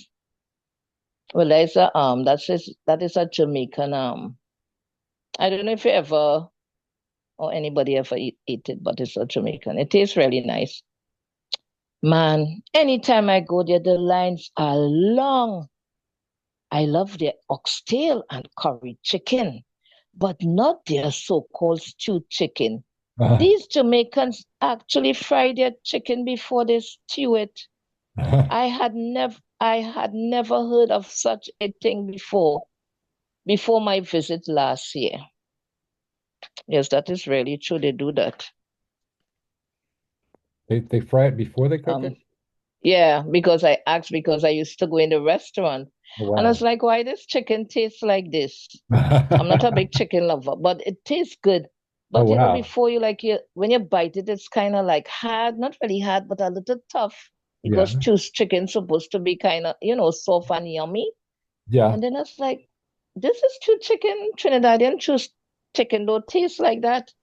And the chef, and I asked for the chef, and he came out and he told me they just stew their chicken before. I said, well, they are fried before they stew it. I said, well, that is not stewed chicken, that is fried choose chicken. Right, And right. and then he said, yes, that is really what it is. I said, well, then you're all telling people tales then. So say the right thing. So I asked him personally if he does cook his chicken like that. Whom he said no, he do it the Trinidad way. I said, ooh, and he's a Jamaican, so Right. Yeah. yeah. So these days, Madame Dubois has picked up some awful New Yorker habits. Fast food for breakfast, lunch, and dinner. If it wasn't pork fried rice, wings, lo mein, General Toast chicken, it Making was me sweet hungry and sour chicken, garlic here. chicken with straight Oh. fries, not even the curly ones. When I go when I Curly go to ones. I the love corner curly ones. store, yeah, and I don't when I go to the corner store and I don't know why they call them corner stores, as some of them are in the middle of the block.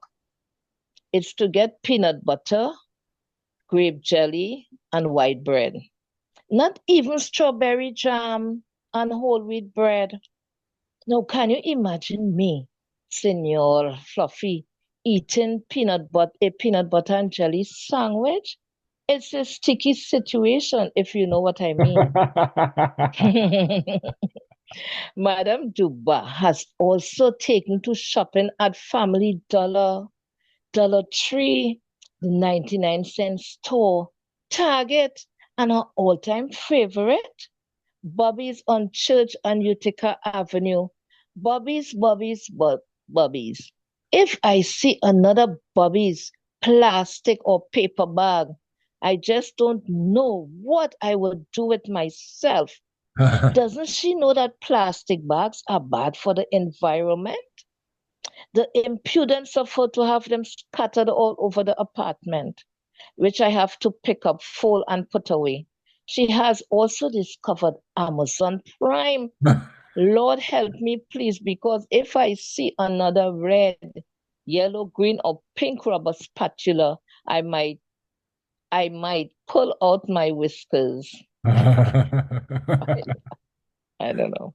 That is funny. That's Yeah. funny. Yeah, Yeah, your books make me like very hungry. And it's really. People tell me that. yeah, Yeah. oh my gosh. Well, I wanted to read something So that is maybe one day I could make a sweetbread on your show and show people how it's done. I don't know. make a what? A sweetbread, one of the recipes A behind. sweet bread. Yes. It's very tasty. It's like Mm. something like a banana bread, but better. I I mean, could mean yeah, yeah, wow. I Um, don't know. I better have our own cooking show, cooking one dish a week, Trinidadian style. you should A, have a a, cooking show. a podcaster did suggest that to me in England, and I was like, no. I had made it on the interview because they did ask me to make a recipe in the book, and I said, Lord Father. So I Hmm. made the sweetbread earlier on, and then I showed them how to make it and tell them what they could incorporate it with, Right. and it was really nice. And the lady said, oh my God, you could describe how to boil water to me, and I will watch it. I said, it was so funny. She said you're really great at talking to the audience and stuff like that. It was really fun. And and then I never did anything with that. She said I should do just cook whatever. She said it could just be you could just boil water on one egg. I say, oh, I would never sure and just do that. That will I don't know. Maybe I should incorporate it. Maybe I should try something. I would Because watch that. sometimes people could see things what we cannot see. I would watch that and I would promote the heck out of it. Really? Hmm. Yes. Yes. Oh. Well, maybe next week I can do a live, get all the ingredients and Okay. stuff, and like a evening, well, and your time I could set up and maybe, do something and see. Okay. Yeah. Yeah. Mm-hmm. I would love that. I would Yeah. love that. Sound like a plan. Sounds like a To make plan. a macaroni pie, I could make, Oh my so to make gosh. some tiny My mouth dishes, yeah. water. Instead of, yes, it's not no mac and cheese. It's way better than mac and Oh, cheese. I'm sure it is. Mm-hmm. And I Mm-hmm. love me some Mm-hmm. mac and cheese, man. I love Yeah, cheese for sure. for Okay. sure. Um, I'm going to read a poem called Pacific Bop. from Okay. The Flowers of Doom, a dark poetry collection. Okay. And this is Yeah, not the I'm just final. going to plug in my phone. It's one to charge, so I'm just going to plug it in. But Actually, I'm here. okay. And there were two versions of this. One, this is the actual cover, which I did a special edition for the people so that people would be able to buy like a collectible item because this is only one time that this was the cover that I switched out the cover. This is not the final cover. And so this is a poem called Pacific Bop because I lived for 10 years. I lived in Torrance, California, and we were like 10 minutes away from the ocean. And I lived and worked around Torrance. And so I'm going to be reading from this from The Flowers of Doom. Okay, so it's called Pacific Bop.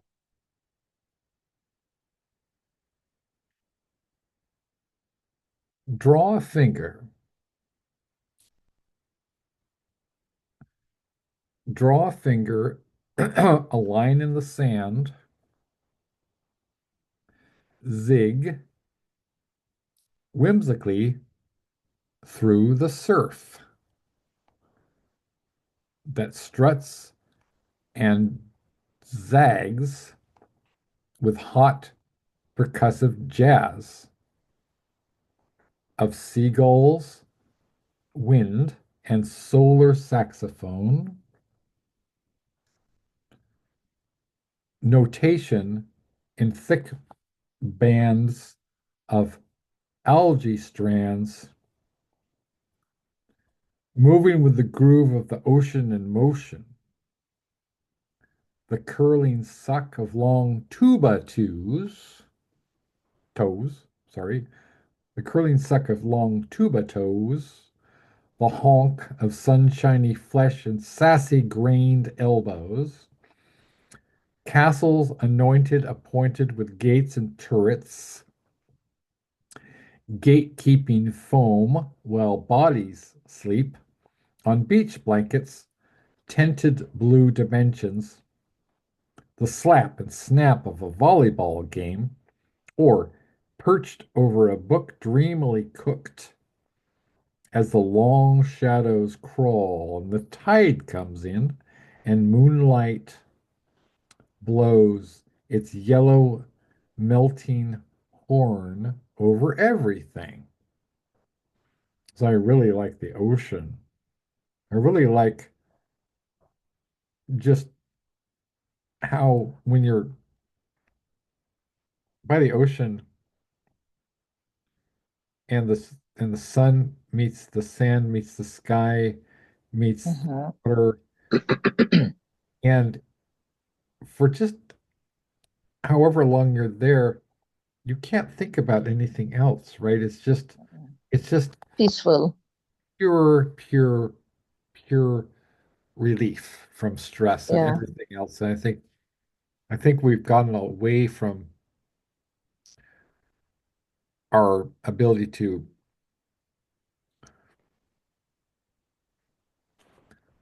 I think what I'm trying to say is that we get too hung up about being isolated in our bodies, you know, like we're inside our bodies a lot, we're in our heads a lot. And when we're in nature, we sort of forget how occupied we are. And Sorry about so I think that nature is important and we're badly Yes. abusing nature. Yes, badly. I'm a nature lover. I love to be outside and I will just walk down the street and smell the flowers or stand up and watch a plant. In this area, we have a lot of birds, dove, I don't even know some of the birds, but we have, the other day I saw a big macaw and I was like, wow, look at that bird up on that tree. It was on the mango tree over there. If you see the feathers were so pretty.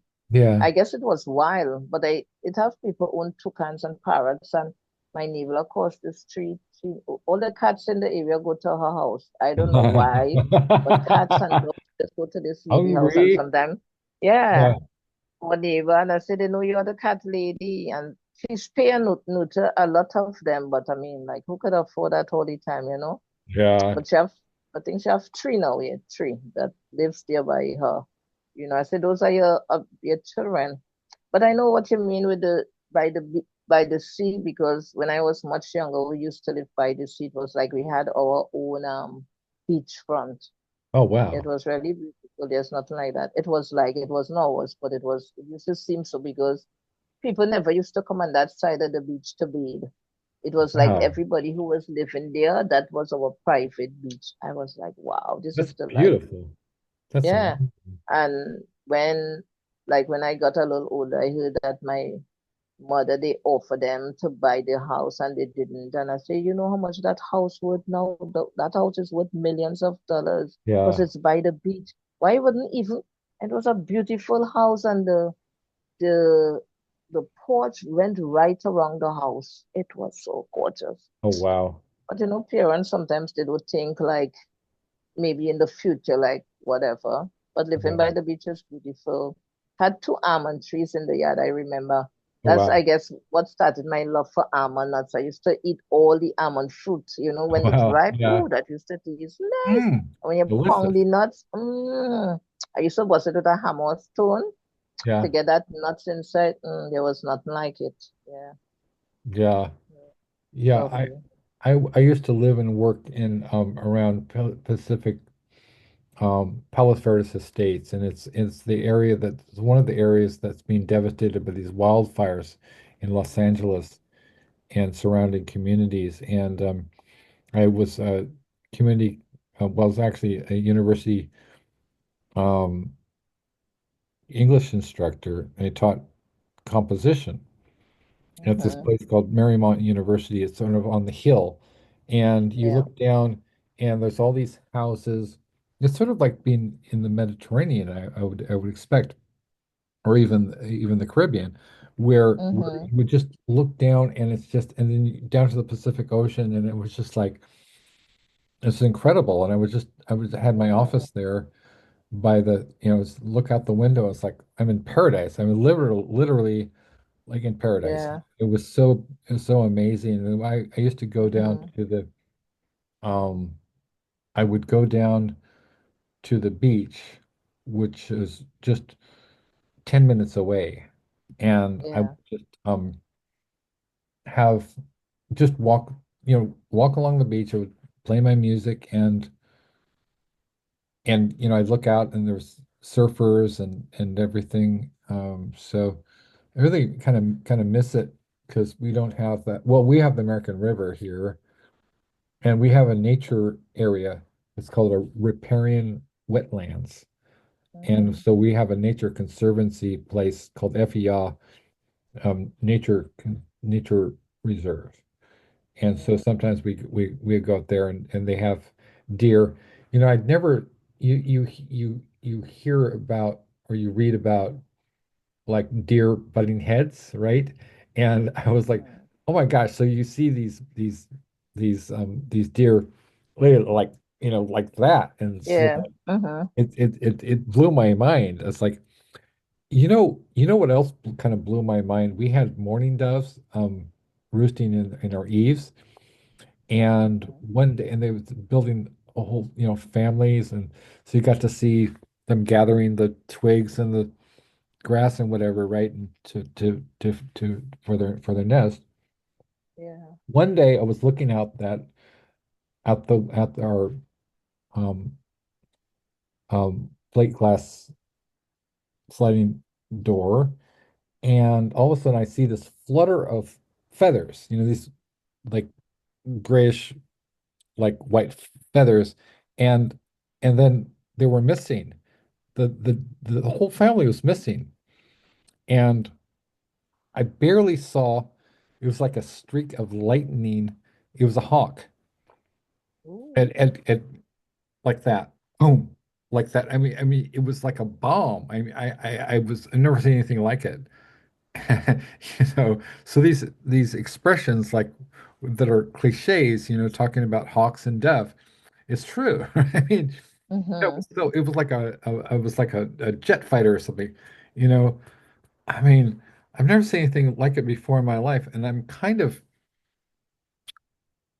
fascinated by raptors, you know, birds of prey, because they're almost Mm-hmm. like they're engineered by God to do a specific thing. And they do it so like the guiding systems for missiles or for you know fighter jets, whatever, they don't have anything on these birds, Mm-hmm. right? Like and they can do precision strikes the way that you know the military sort of brags about, oh, our we can do precision strikes. No, you don't have anything on Mother Nature. You know, you don't have anything. And what it's really beautiful how everything in nature kind of works together. Like our Yeah. last guest that we had just a few days ago, as a matter of fact, um, my friend and contributor and collaborator Daniel G. Sneathan.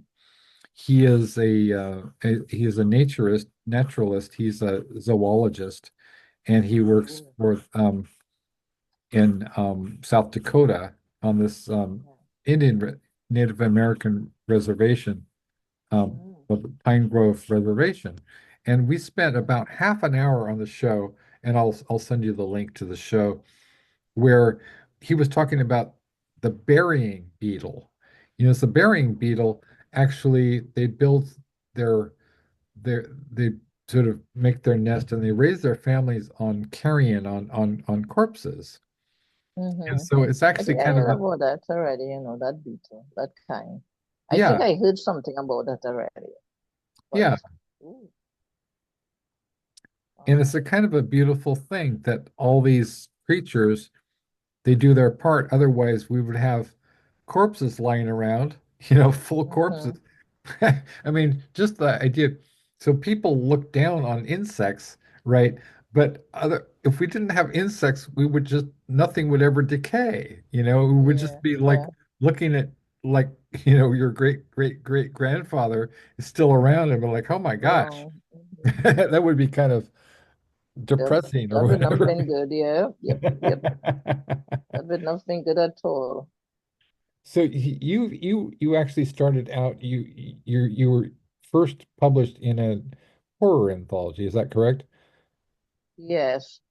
Yes, from this book called From Page to Page. It was done through the New York Writers Coalition. This is my first piece in this book. It's a very short piece Oh, because when they were asking, I was very shy to write, and then they keep yeah, asking, and I was like, no.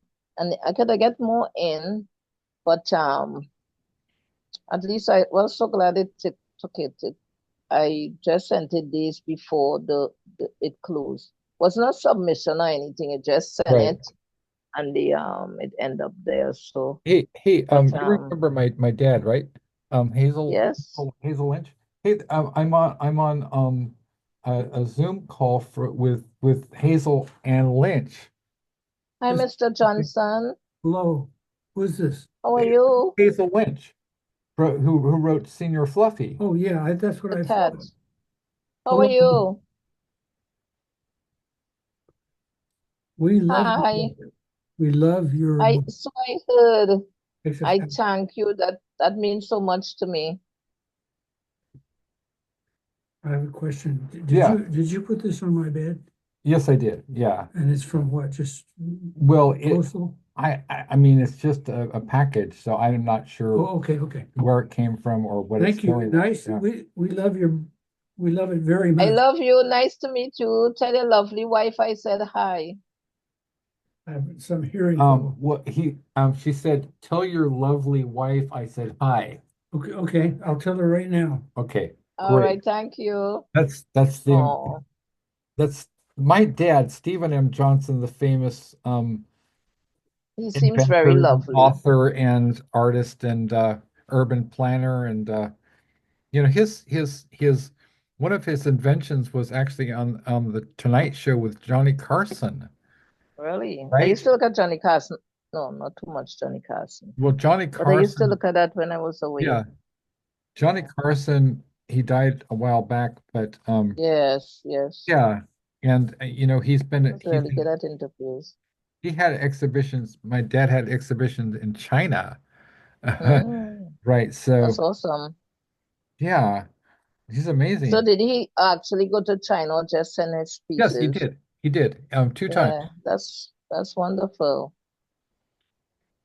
That's really wonderful that we are creative beings and we are so blessed, and sometimes people don't use their ability to do whatever God bless them with, but it just let their waste. I don't want to waste a minute of my talents, even if it's not writing, but whatever. But Yeah, that's wonderful though. I'm making a documentary film with my friend Vanessa M. Smith, and we're doing it to raise money. It's tied in with some, we're going to be doing some readings and benefit concerts all around the world. Oh, I don't oh, know. nice. We're yeah, I mean, we just started talking. She's a documentary filmmaker, and she's worked with as for the BBC, as well as she did a documentary about the Dalai Lama with Yeah. Martin Scorsese, right? Mm-hmm. And Oh, I like so him. His movies are good, so good. he's he's incredible, right? And Yeah, so very. what I was interested in you, maybe we could film you. I mean, Me? we could, yeah, film you. Yes, you, Hazel-Ann Lynch, as part of this.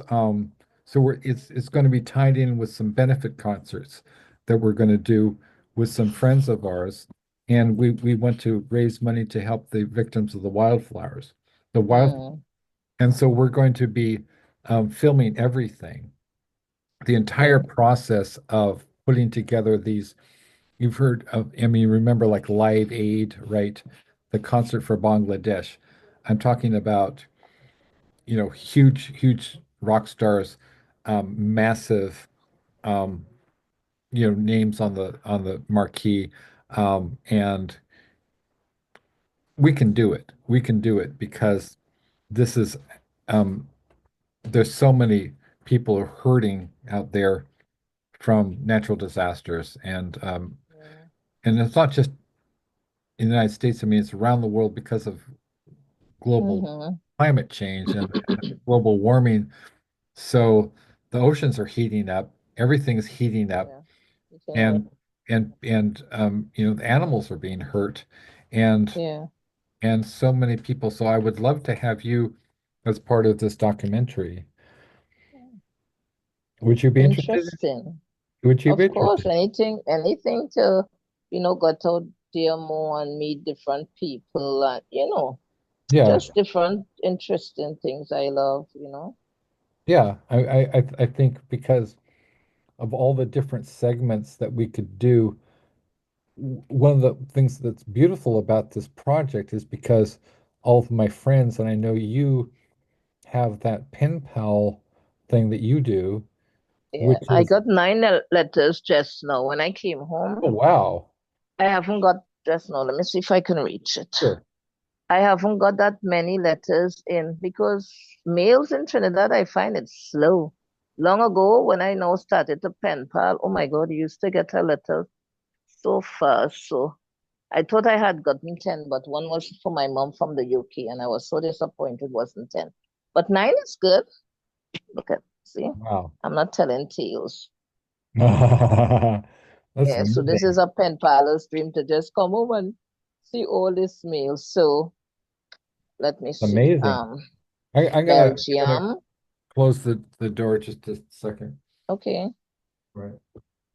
Germany, Jamaica,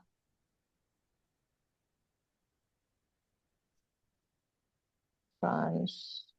So what are Hazel, Some of, what are some of the mm, countries that you correspond with? What are some of the countries? okay. Well, I will tell you for now, these letters came from France, Germany, Jamaica. I have one pen pal there, Belgium, Slovenia. She's a new pen pal. Germany again. That's a nice guy I've been writing not a while Mhm. ago, since 2011, I think, or we met in New York once. And next German. I'm very good with German. Australia, and Norway.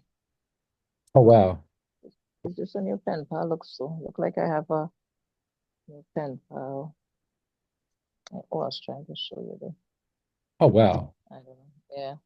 I really love writing, any form of writing. I like too much of poetry, but I try. People say I'm a good poet. I don't know what it. I think they drink. But I have pen pals in let me see. Besides this, let me see. Sometimes I have to go down the alphabet. Denmark, Italy, South Africa. The letters take really long. Oh my God. I think New Zealand, Canada. I used to have some in Japan and China, right? During the Right. before the COVID, and since then I haven't heard from the ones in Japan, but it was a elderly lady, and then she asked if her husband could write me, and I say, of course, once it's fine by you. And he used to make me a lot of origami stuff. Mhm. Yeah, beautiful swans and bookmarkers, yes. But what Uh-huh. they could put on the page itself, and it was all, and I used to appreciate. I sure I have a lot of them still somewhere, Oh my gosh. and yeah, he couldn't speak much English, but he used to write beautifully. And I would like to get back a Japanese pen pal. But one of my wishes, besides getting a Japanese pen pal, Mhm. I would love for my book to reach in Japan, because they are cat lovers. So it might be a big hit there. Oh yes, So I that's have a right. friend, yeah. So I'm trying to see if somehow I can get my book there. Even if, I don't know, I have a friend, she's a Buddhist. She's a Trinidadian. She have a bookstore where my mom have a shop. And she does go to Japan very often. Oh I wow. don't know, once, twice. Well, every year, I guess, I think. Uh-huh. Yeah, so she and the manager of the store, they are both Buddhists. Oh Yeah, cool. so they Yeah. go to Japan very often. I think she can speak a bit Japanese as well. Oh All I wow. know is ni hao. Is that Japanese? I think. Yeah. Yeah. That's all I know. My my, Or my konnichiwa. konnichiwa, right? Konnichiwa. Chinese. Mushi mushi, right? Yeah, Mm, my dad used to work for Honda Motors. He was a research and design specialist at Honda Motors. So wow. and right, and so he actually went to Tokyo. Mm, So I used to travel all over the country, wow. and The world and the country, that's awesome. I love that. A yeah, job yeah, that you could actually travel, meet different people, cultures, and eat different food. Oh, that's the life. that is the life. That is the Yeah, life. that's the life. I And would next thing I like doing too yeah. is collecting stickers, Oh beautiful yeah, stickers. stickers Must are have interesting. stickers. Yeah, I love stickers. I'm a How many? girly girl at heart. What are some of your favorite stickers that you like? Well, I love a lot of cartoon characters, you see, like Scooby-Doo. It don't matter. It could be nice, it could be a quote, but I love really things like these, I guess. Uh-huh. Those are Anything, great. you Those are know? really well Yeah. done. I mean, those are See? works of art. You go to Target and like Amazing Saving, Uh-huh. sometimes Toys R Us, anywhere I know that stationery is being sold. And I used to buy a lot, like for Christmas. Yeah, Let me see. that is really beautiful. Yeah. And I really like cute. And I have a lot of pen pals who love stationery as well. Yeah. And There's nothing quite like so, that, so you know, no. a But receipt. like Target and stuff sell that. Yeah. Target and stuff sell those things, yeah. I Target and a lot of stores. I Any stores mostly would have books, they sell these things. And Barnes and Nobles, yeah, Barnes and Nobles sell a lot of them. Yeah, I used to live in Barnes and Nobles. Barnes and Noble should be carrying my books because I used to I get them so used to much I used sale. to live in Barnes and Noble, and as Oh a my matter of God. fact, when I was working for this secretarial firm in Torrance, Mm-hmm.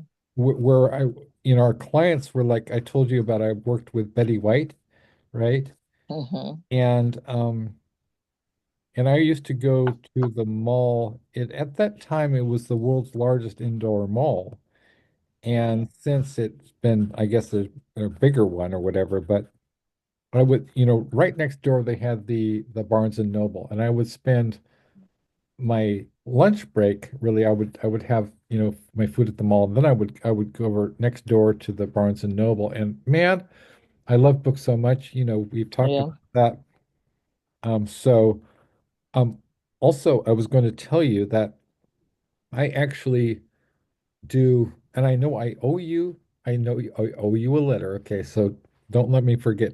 I'm not mad at you, I I know know, I know. the life get busy, life gets in the way, and you're going through and dealing with a lot. So it's okay, life gets in the way with all of us, Yeah, Sometimes we promise and but you'll get to it when you get to it.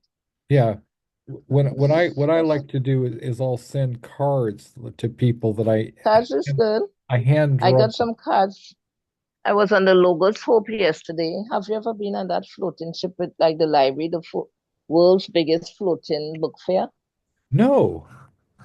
No, how come? That goes all over the world. Okay, I put up some pictures on Facebook last night. okay. So Yeah. okay, but I'm going to be doing several readings in LA, and I'm Oh, going to be nice. doing in one in at Beyond Baroque, which Is is, that online or you're going to actually visit those places?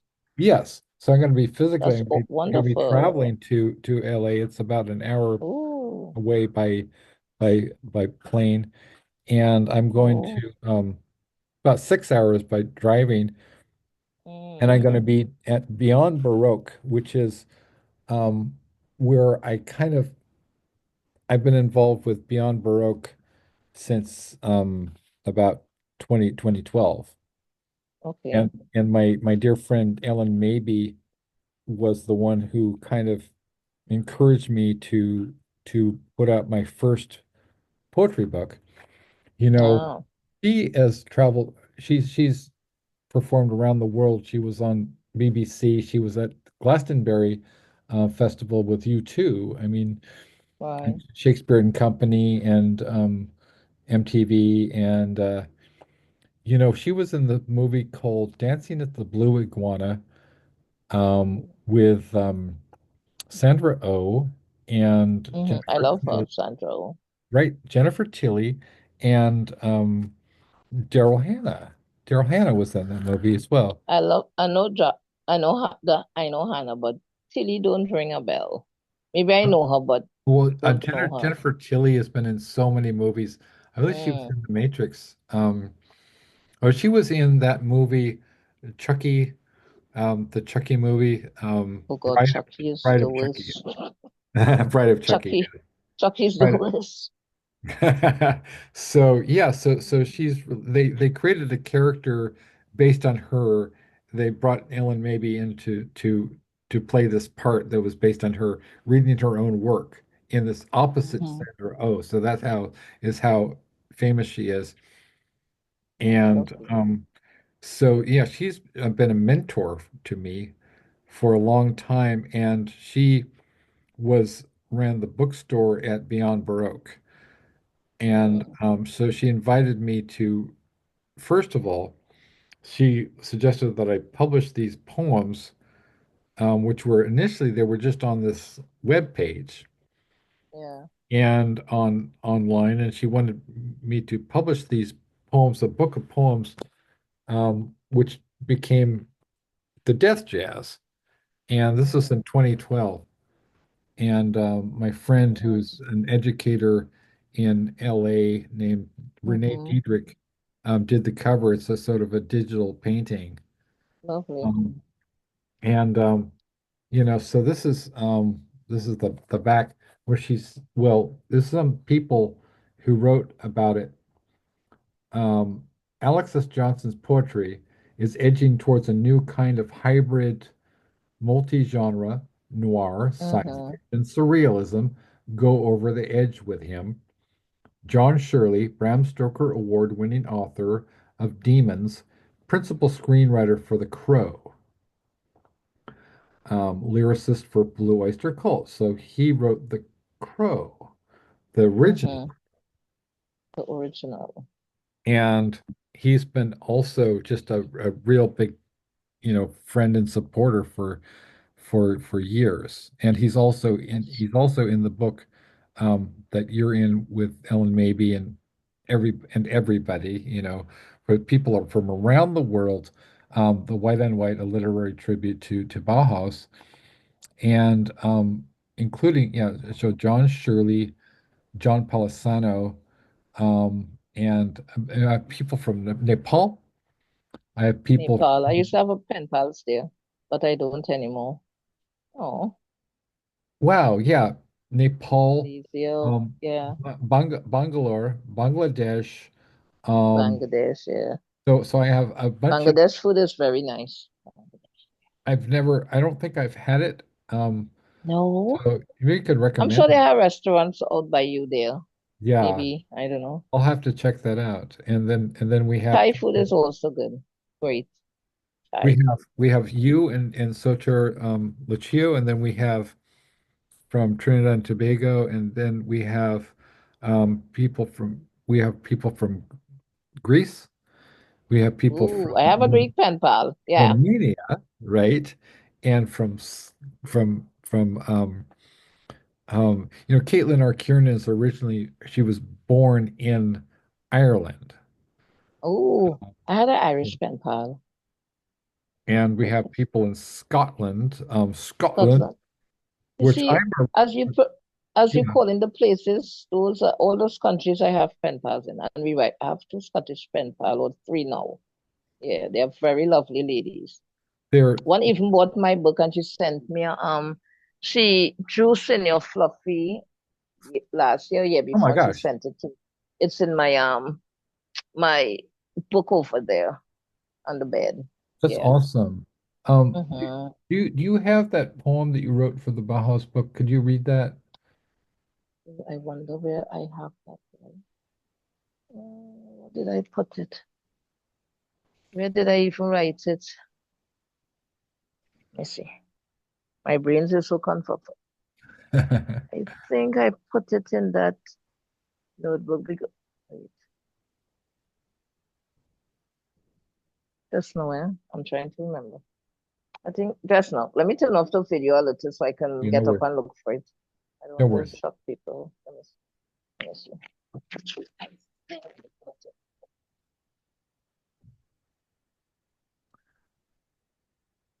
Share with beans also. Okay, so Hazel is going to be looking for her where she put the poem that she wrote for the Bauhaus. So it is coming out February 16th on from Amazon, and the title of this anthology is called White on White, a literary tribute to Bauhaus, and it features I'd say about 35, 40 or so writers from around the world, including Daniela Wacsu, who is the Beat Poet Laureate of Romania, um, Krista Yes, no, Velisario. Alex. Okay. Um, looking. I think I cannot remember that. Who is the Beat Poet Laureate of Greece, the creator of cyberpunk, John Shirley, also wrote The Crow. John Palisano, who's Bram Stoker award-winning author who also writes for Ridley Scott, who made Alien and Blade Runner. It's got uh, David Sisson in Liverpool, the amazing writer Ash Hartwell, in England, from England. Alex, Yes, I hi. don't know where I put it. I Okay. might be looking for it whole night. I think I had this, when you're a writer and you have so many books, Yes, and sometimes you use so much of different journals for different things when you should be using one, and when it finishes, you use the next one. I right. don't do anything like that. Okay. Let me see. No I know worries. I had this, I was right. I never wrote it on a piece of paper. Huh. Gosh, boy, I have to keep my book life more together. What's that? Okay, I didn't give you a heads And I up, but saw it somewhere recently. I said, I have to keep this close. I should have typed it out. Well, I typed it to you. right. My brain's not functioning. I'm still excited from last night, maybe being on the ship with all those books, but we couldn't sell books.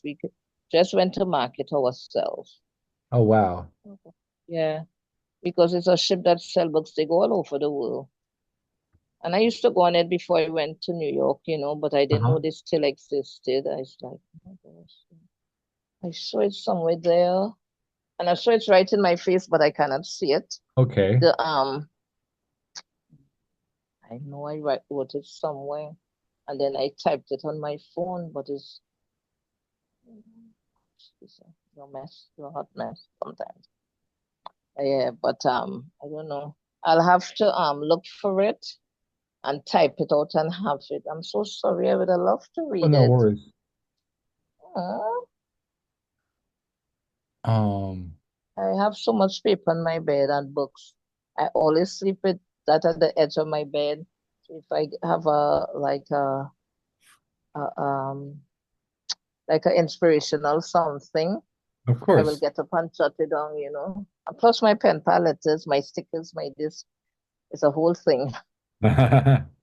And a friend gave me a laptop table for my Christmas. Oh, A friend of nice. mine, she said it will come in real thing. But I use it once or twice to write. I put my computer in it. If I'm Mhm. watching a movie on my computer, I use it. But I think I use it sometimes for the purpose. I don't know. Interesting. Yeah, so I don't know. But maybe I didn't even write it in a book. Maybe I just wrote it on a page. Hmm. Lord Father, my brains, I don't know. It's there Okay. somewhere, Okay, my that's no brains. worries. Um, Uh, I love to read it. okay. I This is what my friend in Scotland did. Oh my God. Hey, let me see. I just put it in this yeah, she sent that to me in 2000. But Oh I think it wow. came to me still in 2022. She said that's a gift from her. She draws and stuff. I never knew. And she sent it to me, and I was like, oh my gosh, I want to cherish it forever. So beautiful. Yeah, you know, very nice of it. So I would like to get like later on, and this guy in the mall, he did a different version of Senor Fluffy. Oh wow. This one. That is Yeah, so that is so good. I mean, yeah, so say you any, can I'll feel the take, ripples of the fur. yeah, yeah. He just that he's very talented as well, that guy. And so I say any version people do, I'll take it. A girl drew a version for me, a young girl. I put it somewhere, and I say I must put it in the book, but I know where. I think it's with a file on my bed, Oh you wow. know.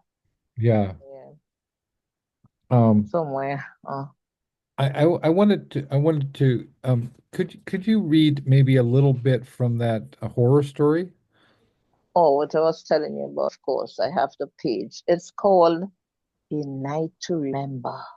Oh no. I'm I'm already sweating because the scared. fan I'm is not already on. scared. Hmm? I'm already Yeah, be scared. scared. Be scared. Yes, be scared. It's very short.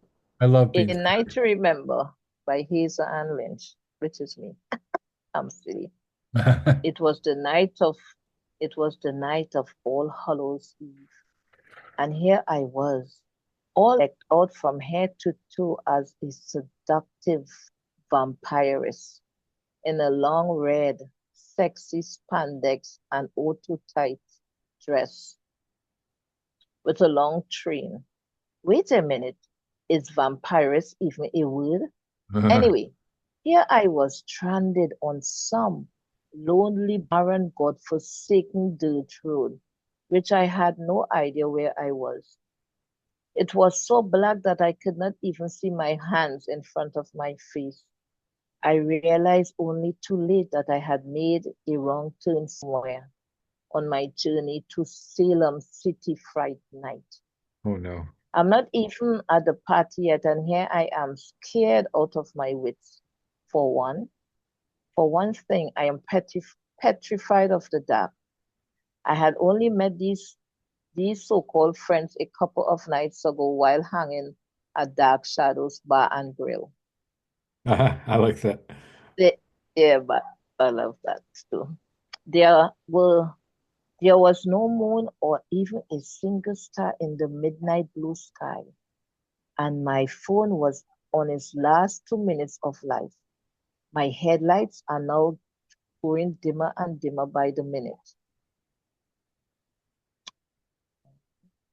Yeah. I am standing outside my little red Corvette, looking to see if there is some sign of life on the road. Then, as if by magic, a miracle, it seems as if I am in luck when I finally see a beam of light headed my way, which looked like a car approaching me. Suddenly, all the hairs on my arms stood up straight, and sweat started to trickle down my back. Strange as it was a very cool night. Then I got a sense of impending doom. My heart was racing so hard. I felt as if I had just run the New York City Marathon. Then, as if by magic, the beam of light disappeared along with the lights on my phone, along with the lights and headlights, all three at the same time. And it was then that I felt as if I was not alone, and that something or someone was breathing down my neck. I could hear the ragged breathing, felt the hot breath against my neck, and it was then that my blood turned ice cold. Oh my gosh. Yeah, Oh my I gosh. don't know. Yeah. Yeah, I was thinking to lengthen that and continue it sometime because when I read it, the people were really petrified because they're so accustomed to me like writing stories about fairy tale characters and stuff. So when I read it, they thought it was something like with Cinderella maybe or the Big Bad Wolf. Yeah. And when I wrote it, they were like, okay, when is she getting to the part with the fairy tale characters? And then they Right. were like, oh my God, you give me the heebie-jeebies. I don't know. Girl, you're so, and whatever. But yeah. That's So that is one. that was really, really nice. Yeah, thank And you. but I was actually going to read um something along the same lines. And this is Mm, from our book that I wrote with our mutual, I mean, I don't know if you know Sandy DeLuca, but um she's a very nice woman. She's known as the Queen of Horror, and mm, she's a mutual friend of mine and Aaliyah. And yes. Aaliyah and Sandy and I wrote this book called Thunderstruck, a dark poetry collection, which got a rave review in Cemetery Dance magazine, which is the magazine that Stephen King reads every time it comes out. And so this is called House on the Hill. And we had several poems that were like, we had collaborations with Sandy and me, and then Aaliyah and me, and then Sandy and Aaliyah and me. So this one was just Sandy and me. Okay, House on the Hill. Are you ready? Or you muted yourself. You have to unmute yourself. You muted yourself. Hazel. I'm, I'm talking to you and I'm muted. I Oh, was yes. telling you I have a story like that with a house on a hill. I wrote Oh, that in a class in Manhattan. I don't know whether wow. it's somewhere in a book, yeah. A spooky story. That's spooky. That's spooky. Yeah, You also a scary story. wrote a scary story about a house on a hill. Yeah. Mm-hmm. Okay, so Ghost, witch, and vampire on a dark path journeyed there, munching milk chocolate, telling tales laced with gothic splendor. Feet crunched on dry leaves, shadows dancing within tangled vines. Ooh.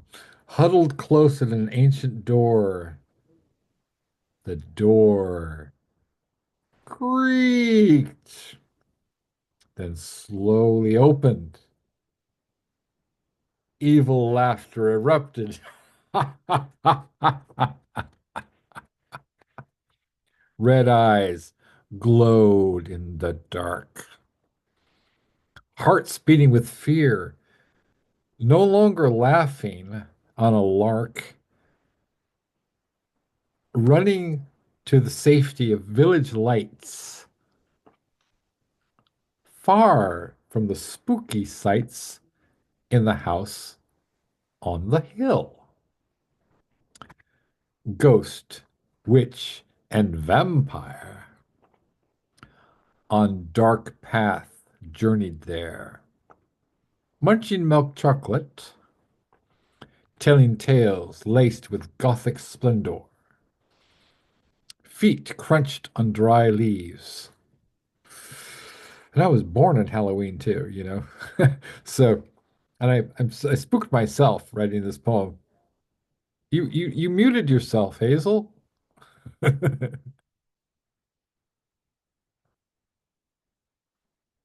Unmute yourself. How do you? Okay. Oh, I don't want you to hear the rustling of the page when I'm Oh, turning or that's very something now. thoughtful. So That's very yeah, thoughtful. Thank you. Thank yeah. you. So Thank you. Okay.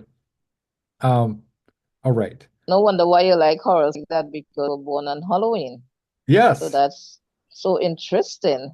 I was born in Wow. Halloween, and yeah, so my friend Nelson Gary is also who's also contributing to the Bauhaus book, was also born not only Halloween, but the same year as I am, Wow. as I was 1966. So we're like separated at birth. Mm-hmm. Wow, it looks so. Huddled close at ancient door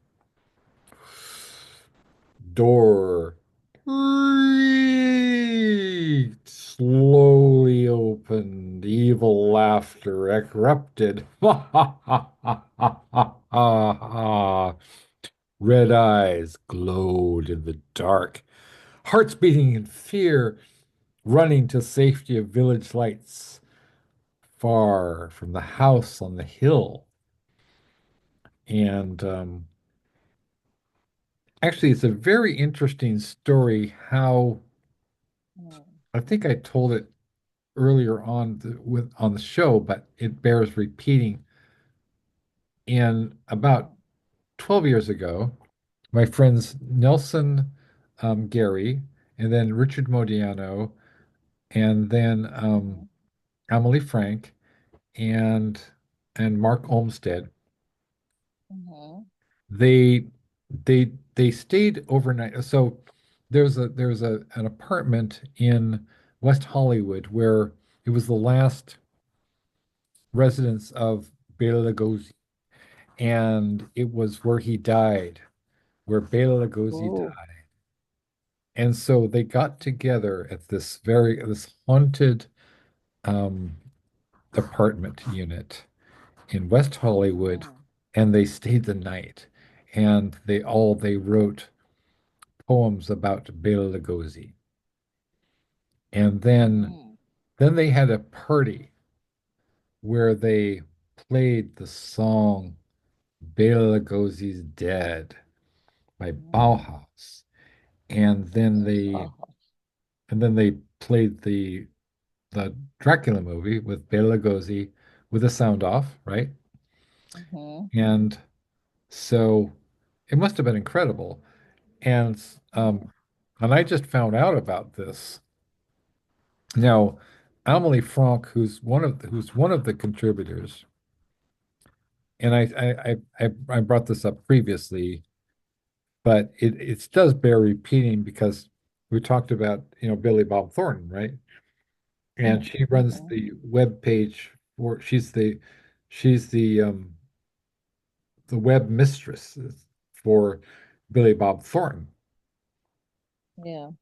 So so I'm hoping that for this documentary that we could get Billy Bob Thornton because he seems like a guy who's very soulful and he might and it's certainly I don't imagine why he wouldn't be interested in doing something to help the people who were victimized by the wildfires.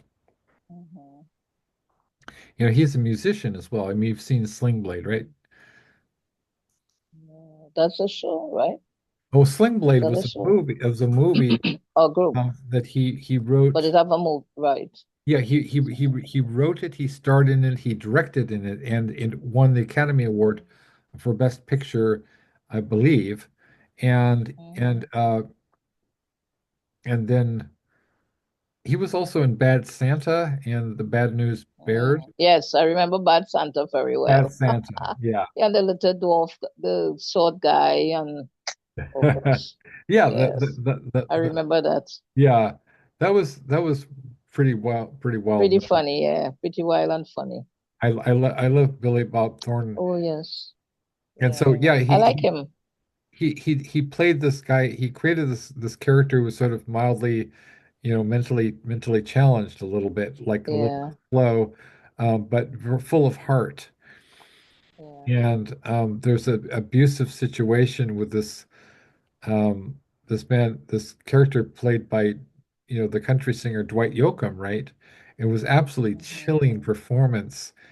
And so this guy, he was in an institution, he gets out, and then he moves in with this family of John Ritter. Remember John Ritter, Mhm. the Oh gosh, Three's Three's Company. Company, I right? Three's loved him. Company, great, great. Joyce DeWitt and Joyce DeWitt, oh gosh, so, something Summers. Susan Summers. Suzanne Is it? Summers, Am I yeah, right? Yes. Suzanne Summers. I'm I a mean, I I'm a mean, I'm a movie connoisseur, I love movies. me too. I I mean, don't like too much of horrors, but any other movie. When I was in New right. York, I used to tell the movie people, why don't you all make me a movie critic? I'm very good at crit well Right. movies, that is. Yeah, Well, but they didn't make well, me. well, my dear, you, Yeah. if you like, you can be in our movie Oh as a gosh. Don't spoil me now, please. well, I won't spoil you. I'm giving you the same opportunity as anybody else Yes, to we're of working with, course. right? Oh, and I Um, got a poem. oh, I'm looking for it on paper and I forgot I sent it to you through email. Oh gosh, this phone is going on kind of cut just now. Yes. Look at okay. right. I was looking for it. I was like, hey, so you have it on email, do you don't have to look at it no other way. Okay, so you have the Bauhaus one. Yes. Okay, could you read that, So please? I could. Okay, so what am I? Oh, a poem for the masters of Goth. Am I saying that right, Goth? Yes, goth. Yes. In the midnight halls of silhouette and sound, where echoes of darkness lies ahead. In 1978 rose a band from Northampton, England, mixing genres of dub, glam rock, funk, and psychedelia. Hmm. Peter Murphy, the Vampire King, crooning of sorrow and the fall of spring. Hmm. His voice a blade so sharp and deep, haunting the dreams of those who sleep. Daniel Ash, with Hmm. strings in hand, conjuring storms in a desolate land. Oh. His guitar cried like a banshee's wail. Hmm. In minor chord, he wove his tale of lust, sex, mayhem, and lies. Hmm. David J's bass, a pulse in the night, a Hmm. heartbeat beneath the pale moonlight, a So good. rhythm so cold, so raw and pure, a bleak melody, yet it endured more and more. Kevin Hashkins, with drums that roared, pounding like thunder, chaos explored. Hmm. His beats were the spine, the haunting frame, driving the pulse of Bauhaus' name. Oh, So, okay. From Bela Lugosi's dead, I hope I pronounced that right. yeah. Their spectral cry to dark entries where secrets lie. They painted a world in black and white, creating a song that felt like home, with leather, lace, and faces pale. They carved their path through Gothic tales. A crazed father rose, a shadow throng to worship their dark poetic song. Yet, like the dust, their time would fade, but their legend remains eternally made.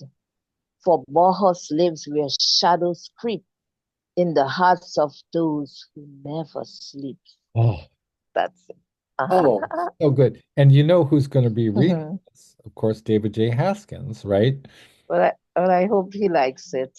And potentially Peter Murphy, Kevin Haskins, and Daniel Gustin Ash. So they get together and tour as Bauhaus every couple of years now. So, Mm. Fingers crossed. That's lovely that they keep in touch and stuff like that. That's nice. I But I really, must print that myself and keep it in my ledger with stuff. yeah. Yes, so I wouldn't Yeah. lose it. Yeah, and as I said, Mhm. before, I just like about, I don't know, now it's about maybe 2 hours ago, I got an email from David. Yeah, I invited him to be part of this reading that I'm doing lovely. in LA, downtown Mm. LA. So for people who are in watching this, I'm going to be doing a reading with at the last bookstore in downtown Los Angeles on March 26th, and it's an incredible bookstore. It's like got I'm really bad at numbers, but it's something like 22,000 square feet. It's like a huge, huge, huge bookstore, and it's sort of like it's one of those mega bookstores, but it's also very eclectic, and it's going to be a lot of fun. And invited my friend John Polisano, the Bram Stoker Award-winning author, who's in several of my books, to read there, to join us. And he writes films for Ridley Scott, who made Blade Runner and Alien and Thelma and Louise and Hannibal and the recently Gladiator 2. So Yeah. so potentially John had played a part in writing Gladiator 2. I don't see why he wouldn't have um, his hand in it. So that's my friend. He was at one time the president of the Horror Writers Association, and he was one of the judges on the Horror Writers Association um, Poetry Showcase Volume 3 that I was in. So so I'm really excited because I haven't done a reading since 2012. And I've done a lot of readings online but I haven't physically gotten out there, right? And you do this. I mean, you're fortunate enough to be able to do readings, right, in and Wh- around Trinidad and Tobago, and you did it Yeah. in Brooklyn, right? Yeah, I did it. I did also, well, online stuff too. I did Yeah. like people who interviewed me, and I got to do readings in Yonkers, England, Oh, wow. In Yonkers? Florida. Yeah, and Yeah. it had this guy, he's a poet, Dr. Michael Ingram. He Okay. interviewed me once. He said I was one of the best guests. I think his YouTube channel is really big too. Yeah. And a girl in England told him about me, and she always called me the fairy tale writer. And he Yeah. was so intrigued. And I was like, no, it's nothing big. I just like to write stories, like animals, fairy tales. So, and he Yeah. was when he interviewed me, he said, you're one of the best guests I ever have on. You Oh, teach me so much. I was like, me, really? Oh my God, this man will get my head bigger. So you see the size of my head? Don't get it bigger. Mightn't be able to go through my door. But it was so nice. I always keep in touch, tell him hello. I think he interviewed me twice or something like that. And also spoke to his dad a couple times on his show because his dad is always there on his show. But it was really lovely, you know. And he wanted me to host a podcast once, his podcast, and I was like, I was very intimidated, you know. Oh, the naughty fairy tales. There's not any Do fairy you tale. want me to read a piece for you of a fairy tale? I don't know if Yes. this will go in my book. Yes. I think it was for a class I did on the 8th of August. I don't know what year that was, Uh-huh. if that was last year. So I just was, I don't know if it's a little piece, kind of. So it mightn't be like in mood too, but I'm going to read it anyway. Okay. So it's Birds of a Feather. I think Birds of a Feather, it marks something. Look at Rumpelstiltskin and Pinocchio.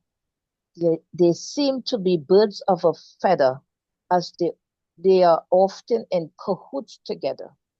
Although they are different like night and day, and always up to some mischief when they're around. Watch out, as it's usually nothing good, always some kind of erratic behavior or the other.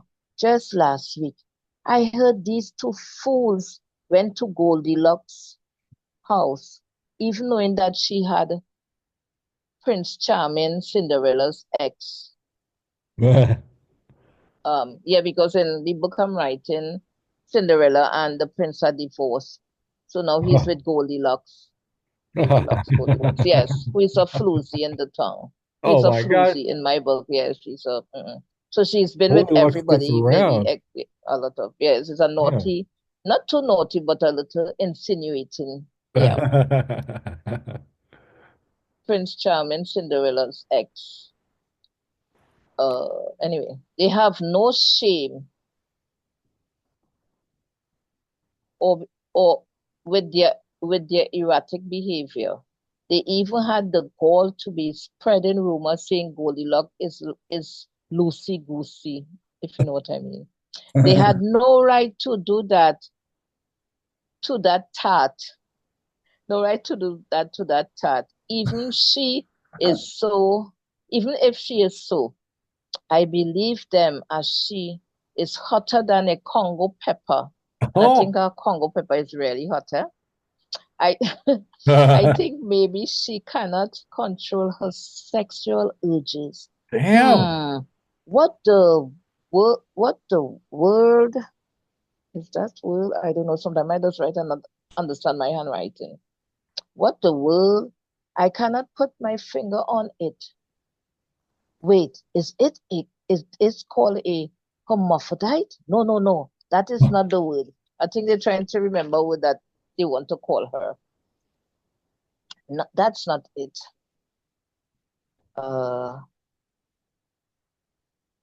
Whispered Mother Hubbard to herself. That is someone who was born with both sex organs. Although I think both of them act like that sometimes. I have seen a lot of the fairy tale creatures and people that floozy is seen with. She was even chatting up BBW, aka the big bad wolf, who had common sense not to take the bait. But I heard it from Snow White, who heard it from the seven dwarfs, who said Percival of the three little pigs. Oh gosh, and I stopped there, I think. Although that was just getting so good. I think I stopped there. Oh gosh. Sometimes I just write short stories. I thought it was a longer one. Oh gosh. I have so much books with just pieces and pieces and pieces. Yeah, me. So I think Mother Hubbard was basically like something she heard. They say that Goldilocks is a tat, like a floozy or whatever. Right.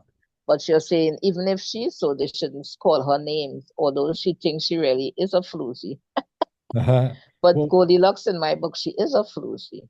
She don't me, care about nobody, and she's not respectful of nobody relationship. Well, maybe Yeah. we could write some stories together. I don't know if you'd like to do that. Because I write a lot of fairy tales and they're Mhm. they're I find I more, love fairy tale characters, really. yeah, me too. Because, you know, I remember once a guy in the library, Ben, oh gosh, I forgot his name. His uncle wrote The Last Samurai. Is The Last Samurai? Yes. Oh, Of course, I forgot the uncle name. The guy who wrote The Last Samurai, that's his uncle. And Ben is a young guy, a very good writer as well. huh? So when like they used to give writing prompts in the library and I go to the writing workshop, he used to say, hey, so you when you read, you open up my like brains, and he's a big writer. He Wow. said, because I never once thought about, like when you're growing up and you read books and fairy tales and different kind of books, Yeah. you give these characters life. And I never, when I read a book, that is it. I said, but when I read anything, it don't have to be, it could be about John Wick. I always think about the movie. Well, what happened to John Wick after the show? Right. Like the movie itself, Sure. the Me characters too. in Me the too. movie, Yeah. like what happened to them? Yeah. So I always want to like, I never heard about any of the characters in the story Yeah. having children, married and Yeah, divorcing, me too. Me who is too. Yeah. attacked, so I say, why not? Right. You know, I say, why not let me do my own version? And I just took some of the characters I think will make a good um story. Plus it have a laugh because I think I'm very naturally funny when I'm writing, but not to, I can't tell a joke to save my life. Maybe to save my life I might be able to, Yeah. but people tell me I'm naturally funny. If I'm talking to you, yes, I could do make a joke. But just to go up on stage and people might pelt me with tomatoes or something or rocks. Yeah, yeah. But I'm so disappointed that I didn't take that opportunity that a young lady wanted me to go in the Apollo Theater to read one of my stories, Well, and she you wanted never me to know. dress like a cat, a sexy cat. I said no, oh my gosh, that I might, but I cannot think about what might have been. I never took it the opportunity. Well, well, So now I try not to miss any opportunity. yeah, and I'm Yes. thinking out loud here, maybe one of the segments for this movie, because what I'm thinking as the co-director of this film, we could have segments that might be on the DVD, or they might Mm. be um extras or something, or there'd be different cuts of the film. Mm-hmm. Like I'm just thinking ahead, they would be the director's cut, who have the complete version. Of course, when you have the Yeah. DVD, you can watch them all. So Mm-hmm. maybe one of Yes, the I watch segments, DVD all the time. yeah, one of the segments could be like you um performing, just some of your reading Mm. some of your stuff. Um, I No, I that's a I, very good idea. I wanted to read. This is the story. It's not that long. It's called Murky Mel, and it is from my collection called The Bizarrely Departed. And I Ooh. did the cover myself. Ooh. It's sort of surreal. Um, it's Yeah. it's about um, weird deaths. Mm. All the stories, most of the stories are about weird deaths. And this one is called Murky Mel. Hello, and you're on the air with Murky Mel. Words to shake a fever through the body and leave it gasping. Then absolute panic. Acceptance comes slowly. The fact that you have dialed the number yourself, that nobody put a gun to your head, at least one that was visible. Interference from hosts of the undead couldn't be ruled out. Not entirely. Maybe the man was a fraud, maybe not. His legions of viewers didn't care. To the millennials, the mailman was the best, purest entertainment to come down the pike since the hula hoop, which they recalled post-ironically as something distant ancestors enjoyed. They thought it might be something pink and oval that slipped over a pole, a sexual rite of South Sea Islanders, or an early 3D prototype. They were young, willfully ignorant, and preferred the Internet of Things because it popped with the spirit of instant gratification. Bottom line, they weren't afraid of no ghosts. To the 20-something's parents, Mel recalled the sensation akin to a crawling rash somewhere in the mid-90s that democratic institutions were on their last legs, that entertainment, even of the most dubious kind, um, had more or less displaced the integrity of structures created to uphold justice and decency. They watched the show at different times and for different reasons than their children. For the grandparents, Murky Mel flushed up memories of the 1950s and the feeling that despite the claustrophobic conformity of the Eisenhower years, all would indeed be well because chemistry, which would solve the problems that social engineering couldn't. Valium and prescription amphetamines were their gateway drugs to harsher stuff like marijuana and an all-fruit diet. Mel was the ghastly tail end to a trip that had never really ended. Also reminded them of Richard Nixon. The paranoiac mannerisms, the way he held himself, his herky-jerky movements, as though inhabiting a body was a task that required constant attention and hard choices. In summary, everything about Murky Mel was awkward and subtly wrong. That was his cover, the way certain insects pose as friendly bark. So, 3 generations glued to the program for reasons specific to their demographic, waited for the call-in segment, picked up the phone, and let their fingers dance across the keyboard. They felt the smash of adrenaline when the screener acknowledged their call. On hold, a weightless feeling came, as though the caller were an astronaut without a specific assignment, left like Bowie's Major Tom to drift in the void of space. Then, boom! They suddenly crossed a threshold made of desire, curiosity, and, in some cases, sheer perversity. Because with Murky Mel, you never knew quite what you were going to get. They carried him into the studio by the light of tiki torches, like a Roman emperor or some proxy god for the one that was dead or missing in action. Mel's nudity, grub-like and awful, peeped from his golden robes. To his right, Mel's lovely blind clairvoyant assistant Melma stood in a peekaboo diaphanous nightie of midnight blue gauze, a welcome distraction for those who found Mel's body too unsettling. She somehow found ways to keep her nipples in shadow, but the dark V of her pubis was visible at all times. Ceremonially, Mel's young male escorts undressed him and helped him into the foaming pink-tinged waters of the claw-footed porcelain tub. Mel insisted, and nobody could prove otherwise, that the pink solution facilitated psychic exchange. The studio spotlights, green, red, and blue, splashed down on his bare sconce, his weird majesty. He waved a flaccid, boneless paw at the camera. They brought him the telephone, a green cubist avocado. They rubbed his hands dry with a square of purple terry cloth and placed the phone on a wooden box at Mel's elbow. The call-in number appeared on the streamer at the bottom of the screen.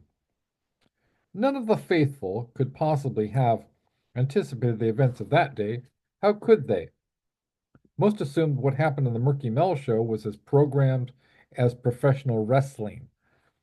Just as they loathed and loved Mel's persona in equal measure, they loathed his tactics, the sadistic routines he played out with callers. They loved the fact it wasn't them unless they chose it to be. In the end, though, Murky Mel was just another entertainer working his unique shtick. Mel preyed on viewers who grieved a lost loved one. At first sympathetic, he'd reintroduced the possibility that said loved one had returned, was already in their lives, transformed into an omnipresent but invisible menace. Grandpa's in your lamp, he'd say, or Fluffy's bones move in the basement. Oh my God, Fluffy's bones. I'm so sorry. I wrote this back in 2017, and I had no idea I was going to meet you or you had Senor Fluffy, right? Because it's Well, you pure, see, you never know. right? Sometimes everything does be aligned. Yes. before we even know ourselves, you know. So Yeah. sometimes you never, yeah, you never know. Fluffy's bones move in the basement, knitting themselves together again. All she needs is the collar. Well, that was a female cat, so. And maybe Mm-hmm. some boric acid. Yep, that's the stink you've been wondering about. It was like some horrible mashup between Punked and the monkey's paw. Nobody wanted to hear these things. They reached out to Mel for soft, focused closure and received instead hardcore revenant action. Yet the calls continued unabated, week after week. Um, let's see. Okay. Anyway, we're going to skip ahead. But the caller who rang on the 21st of January wasn't among the grateful, not by a long shot. Hello, and you've reached the Murky Mel Show.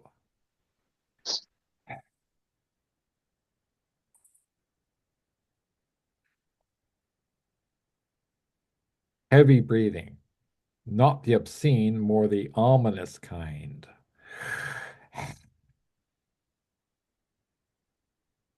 Mel winced and tugged a scab from the dome of his head.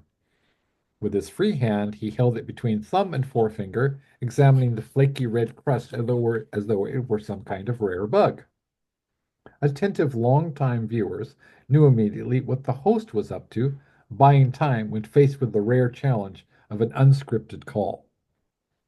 After an eternity of dead air, Mel raised the phone to his mouth once again. Words thick with the oil of deceit dripped from his lips. It was immediately obvious that Mel both knew the caller and the reason for dialing up the show, and that no love was lost between them. He might have been trying to sound brusque and businesslike, but failed utterly to convey that impression. And you've reached the Murky Mel Show. Time is money, my friend. Money is time. The world is your oyster. Mine, too. The syllables dripped from his mouth too fast and died in transit. He was scared, hence the free-form babbling. The caller's voice was low, indistinct. It sounded as though it were coming from the bottom of a very deep well. You've spooked your last spook and frightened your last fright, Merc. At least that's what most of the audience heard. Visibly shaken, Melma began to dip and weave, her body frozen one instant, wiggling snake-like the next. This was one fine white girl possessed by chaotic paranormal forces. Somewhere in the process, her nightie crept up her thighs and remained plastered to a wet spot. Behind her, the flames of the tiki torches quivered, as though a stray wind had crept into the studio set. She was undulating, her muscles lithe as a tigress. Her fingers curled into claws. She would do anything for her man. Anything. Mel, remember me? Can you have shaken off the bittersweet echoes of our nights of passion, the broken mattress, the scream of the neighbors? And who is that slut in the nightie? Are you fucking her now? Mel gasped like a fish yanked abruptly to the surface. It's not what you think, he sputtered. She's just my assistant. She's a ghost whisperer. Don't listen to her, Melma cried. I'll keep you safe. Melma's hands wove a net of protective spells in the air. The voice on the phone cackled sourly. We built our own private paradise. You blew it. The end. Sun's going down on Utopia, Merc boy. Veronica? As if you didn't know. A pause. Then, shit. Still articulate as ever, I see. What do you want from me? Mel burst out. I'm willing to be reasonable. Listen this time. Honestly, the hour of your doom arrives, my husband. You're still married? Melma squawked. Her expression changed from righteous indignation on Mel's behalf to that of a woman betrayed and deeply pissed. Mel made an effort to rise from the tub. anchoring himself on the rim, but he slipped back with a defeated look into the pink foam. The phone dropped to the floor beside the tub. The receiver spilled out on the cord like a mutant baby from an umbilicus. "She's crazy," he shouted. "I don't know how she got past our screener." "She's dead," he muttered. "I don't know how she managed to get past the pentagram and the salt." Melma turned towards him. Her heart-shaped face seemed to lengthen, platinum blonde ringlets spilling down like a portrait frame of liquid gold, a reddish tinge blooming from inside the hair. Her blue eyes dialed down to black. The spotlight spun madly and formed a vortex from which Melma's face appeared to rush over and over towards the viewer like some demonic tape loop. "Get me out of here!" Mel shouted to his boys. One stepped forward hesitantly, but Melma hissed at him and he faded back into the shadows. Mel finally managed to stand up, mercifully for delicate viewers. Blobs of foam clung discreetly to his groin. He reached out for the box where the phone had sat, but slipped on a daub of the pink bath gel that had accidentally landed outside the tub. His fall pushed the box against one of the sconces that held the tiki torches. The wood started to smolder, and a thick cloud of smoke filled the studio. "Melma, help me! Help me, Melma!" But she was no longer his pretty, blind, blonde, clairvoyant assistant. She had become the living image of his ex-wife, the witch he thought he'd buried forever. She lifted the phone receiver from the floor and approached him. He lay helpless, immobile as Melma Veronica took the phone card and strung it around his neck, her heel pressing down on his chest as she pulled, and the flames crackled around them. She waved to the home viewers. "Thank you for watching the Murky Mel Show. This has been the final episode." Then the ceiling fell, raining plaster and concrete rubble on the forms entwined together on the floor, reunited at long last through the magic of television.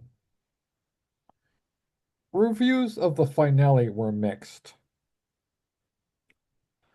The millennials gave it a thumbs down, calling the episode weak. Their parents saw it as an allegory for the demise of what they called, with overdetermined quote marks, the American way in the 90s, and since then without quote marks, but with a sense of hollowness and futility. The grandparents, however, enjoyed the way the show reprised some of the key elements of the great old American International Edgar Allan Poe adaptations, gave high marks to the dual roles played by Mel's assistant, realized suddenly that they had passed their sell-by date and melted into their armchairs into a black ooze. And so that story, of course, was directly inspired by Edgar Allan Poe. I mean, and watching those great old, Vincent Price films, right? Where like The Tomb of Ligeia or the Fall of the House of Usher, right? Where, he buries his sister alive, and then she comes back and she, like Ooh. hugs him, and then the house falls into its own footprint, right? Or Tomb of Ligeia or Fall of the House of Usher. I mean, a lot of these films had similar plots. Vincent Price was pretty scary He was when pretty. he was a kid, depending on his role. Yeah, he was pretty scary. He was also. But I used to watch him all the time. I love Vincent Price, and I would do like a Vincent Price tribute. I mean, if there were 10 of me, we would be putting out like all of these books, Yeah. Yeah, so I mean, we could theoretically do a Senor Fluffy tribute anthology where we would get all of my people that contribute. To write a piece on Senor Fluffy. Ooh, that sounds exciting. I brought that up before. I don't see why not. I mean, I know like people like Michael H. Hansen would just loves whatever I put out. a call for submissions, then Mm-hmm. he's ready to do a Senior Fluffy. Plus, we could get like the different artists to contribute, like you know, to submit you Mm-hmm. know, sketches or drawings of Senior Fluffy, and then we could have a contest, and maybe we could come up with Yeah, some kind of yeah. award for them, right?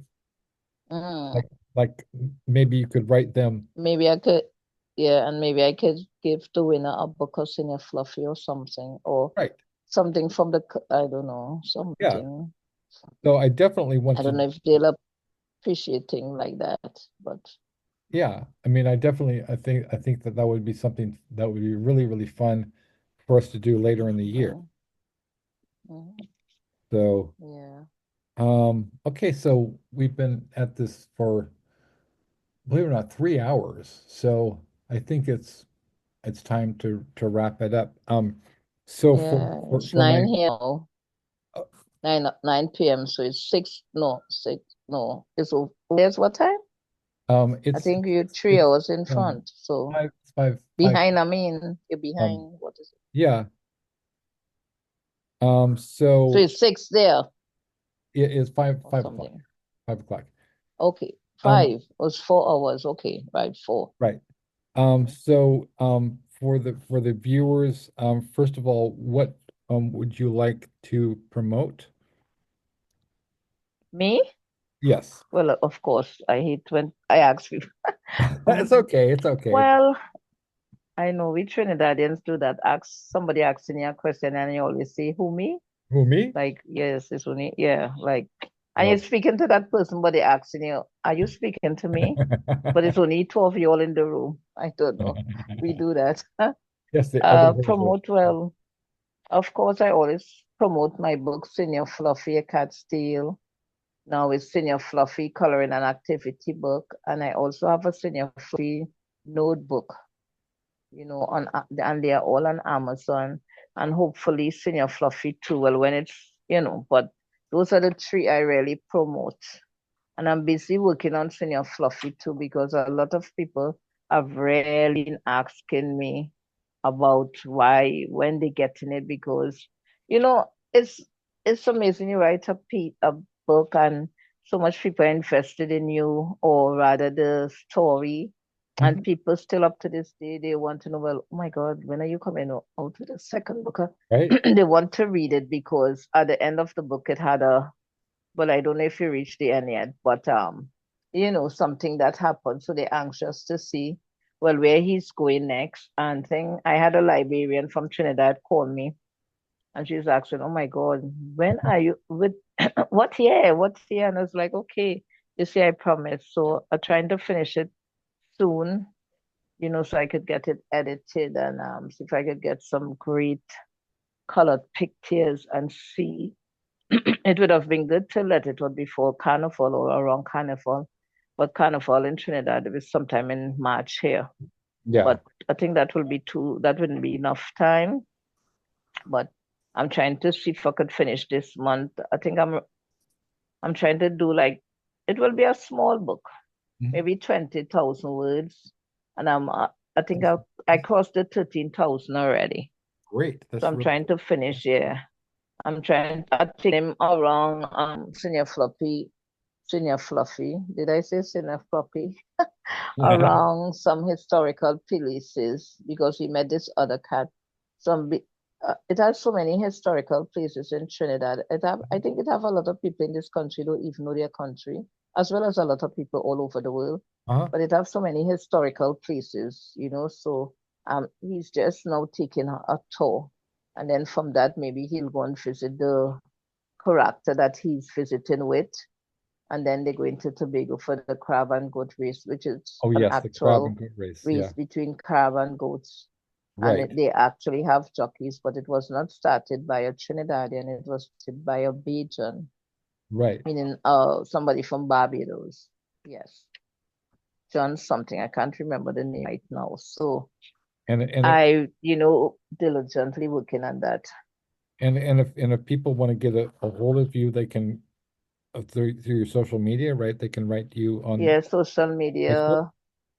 And I'm on Lynch Hazel-Ann, that's my Instagram. Just okay. my name, Hazel-Ann Lynch or Hazel Lynch on my Facebook's account. Senor Fluffy also have his own page that I don't keep it up to date sometimes. Mhm. But he have some things. I have a YouTube channel called Chatterbox. Well, that's another story by itself. I always promising to do things. Sometimes I still procrastinate a bit. But I'm trying to get better day by day. I need a manager. Right. You Don't we know, all? don't you all? Don't When we you're all? independent author, you do everything yourself, and sometimes time and Tell me things about just it. get away. But Yeah. yeah. Yeah. Cool. But yeah. So Okay. yeah. And let's see. Okay, so this has been Alexis Johnson, and the host of the Small Bear Show. I'm an author, editor, artist, publisher, and journalist, and now a filmmaker. So, which is really kind of be interesting and cool for the people, because it was my fantasy since I was a kid to make movies, and now I'm going to get to make a movie, a real movie with a real big time, director, kind of helping me, walking me through baby steps so I can learn how to make an actual film, and it's going to be a big film and an important film, Mm. and hopefully we'll have Hazel-Ann Lynch. It will have a number of our contributors. It's going to have some. I don't even know at this point because it could potentially have Billy Bob Thornton in it. So who knows? I mean, the sky is the limit. You never know. I'm You not never going to know. say that. Yeah. So I just say the sky is limitless because we right. never know where whatever we do will take us. So I just say That's it's right. not a limit, but it's limitless because it has so many possibilities. That's why for Nocturnicorn books I have the unicorn in the sky, right? Because the unicorn is a magical animal, Hmm. right? And it represents Yes, yes. it represents dreams for me. It represents, the sky Hmm. is the limit, which means that it's limitless, Yes. right? Yeah. Unicorn magic, right? So could I get a squeezy hug? I mean, I always like to have it a squeezins. Yes. You can always have a hug. Okay. 24/7, you can get that hug. And then It's great to give hugs. and then you know, Aaliyah, the beautiful and talented Aaliyah is, Talented, yes. yes, she is really incredible artist, poet, human being, and Person. she's Yeah. trying to get a job. So otherwise, she would be, and so that is, of course, really important, um, and Yeah. just good to get a job. And so she will, I think she's going to be doing less of the Small Bear and Pickle show. So Yeah. that's why it's just Okay. Small Bear show now. But she will eventually come back as a guest. So hopefully Contribute. we'll have Yeah. you and me and Catfish again and Mitzi Szereto, or who knows? I mean, all of our recurring guests. Mm. So it's always a pleasure, Hazel, and I look Yeah. forward to As to well, you maybe yeah. one time I can do like a live on my channel and interview you. What do you I would think? love that. I would Or be, maybe my YouTube channel because yes. I always say it's for interviews, to interview creative people and I never interviewed no one. Yeah, I So mean, maybe I can I start would with you or something. I would be honored, Hazel. So Oh, okay, love you a well, lot. thank you. And we'll Yeah, we'll talk I to you already soon. have questions and everything. Okay, cool. Okay, I'll talk to you soon. Yes. Okay. Have a great night. Tell your parents Bye. kisses and hugs for them, to them. Kisses and hugs for you Yes. and And you back. as We well. love we love you. We love you. Okay. Yeah. All Take right. care. Have a blessed night. You too, my friend. Bye bye. All right. Bye bye.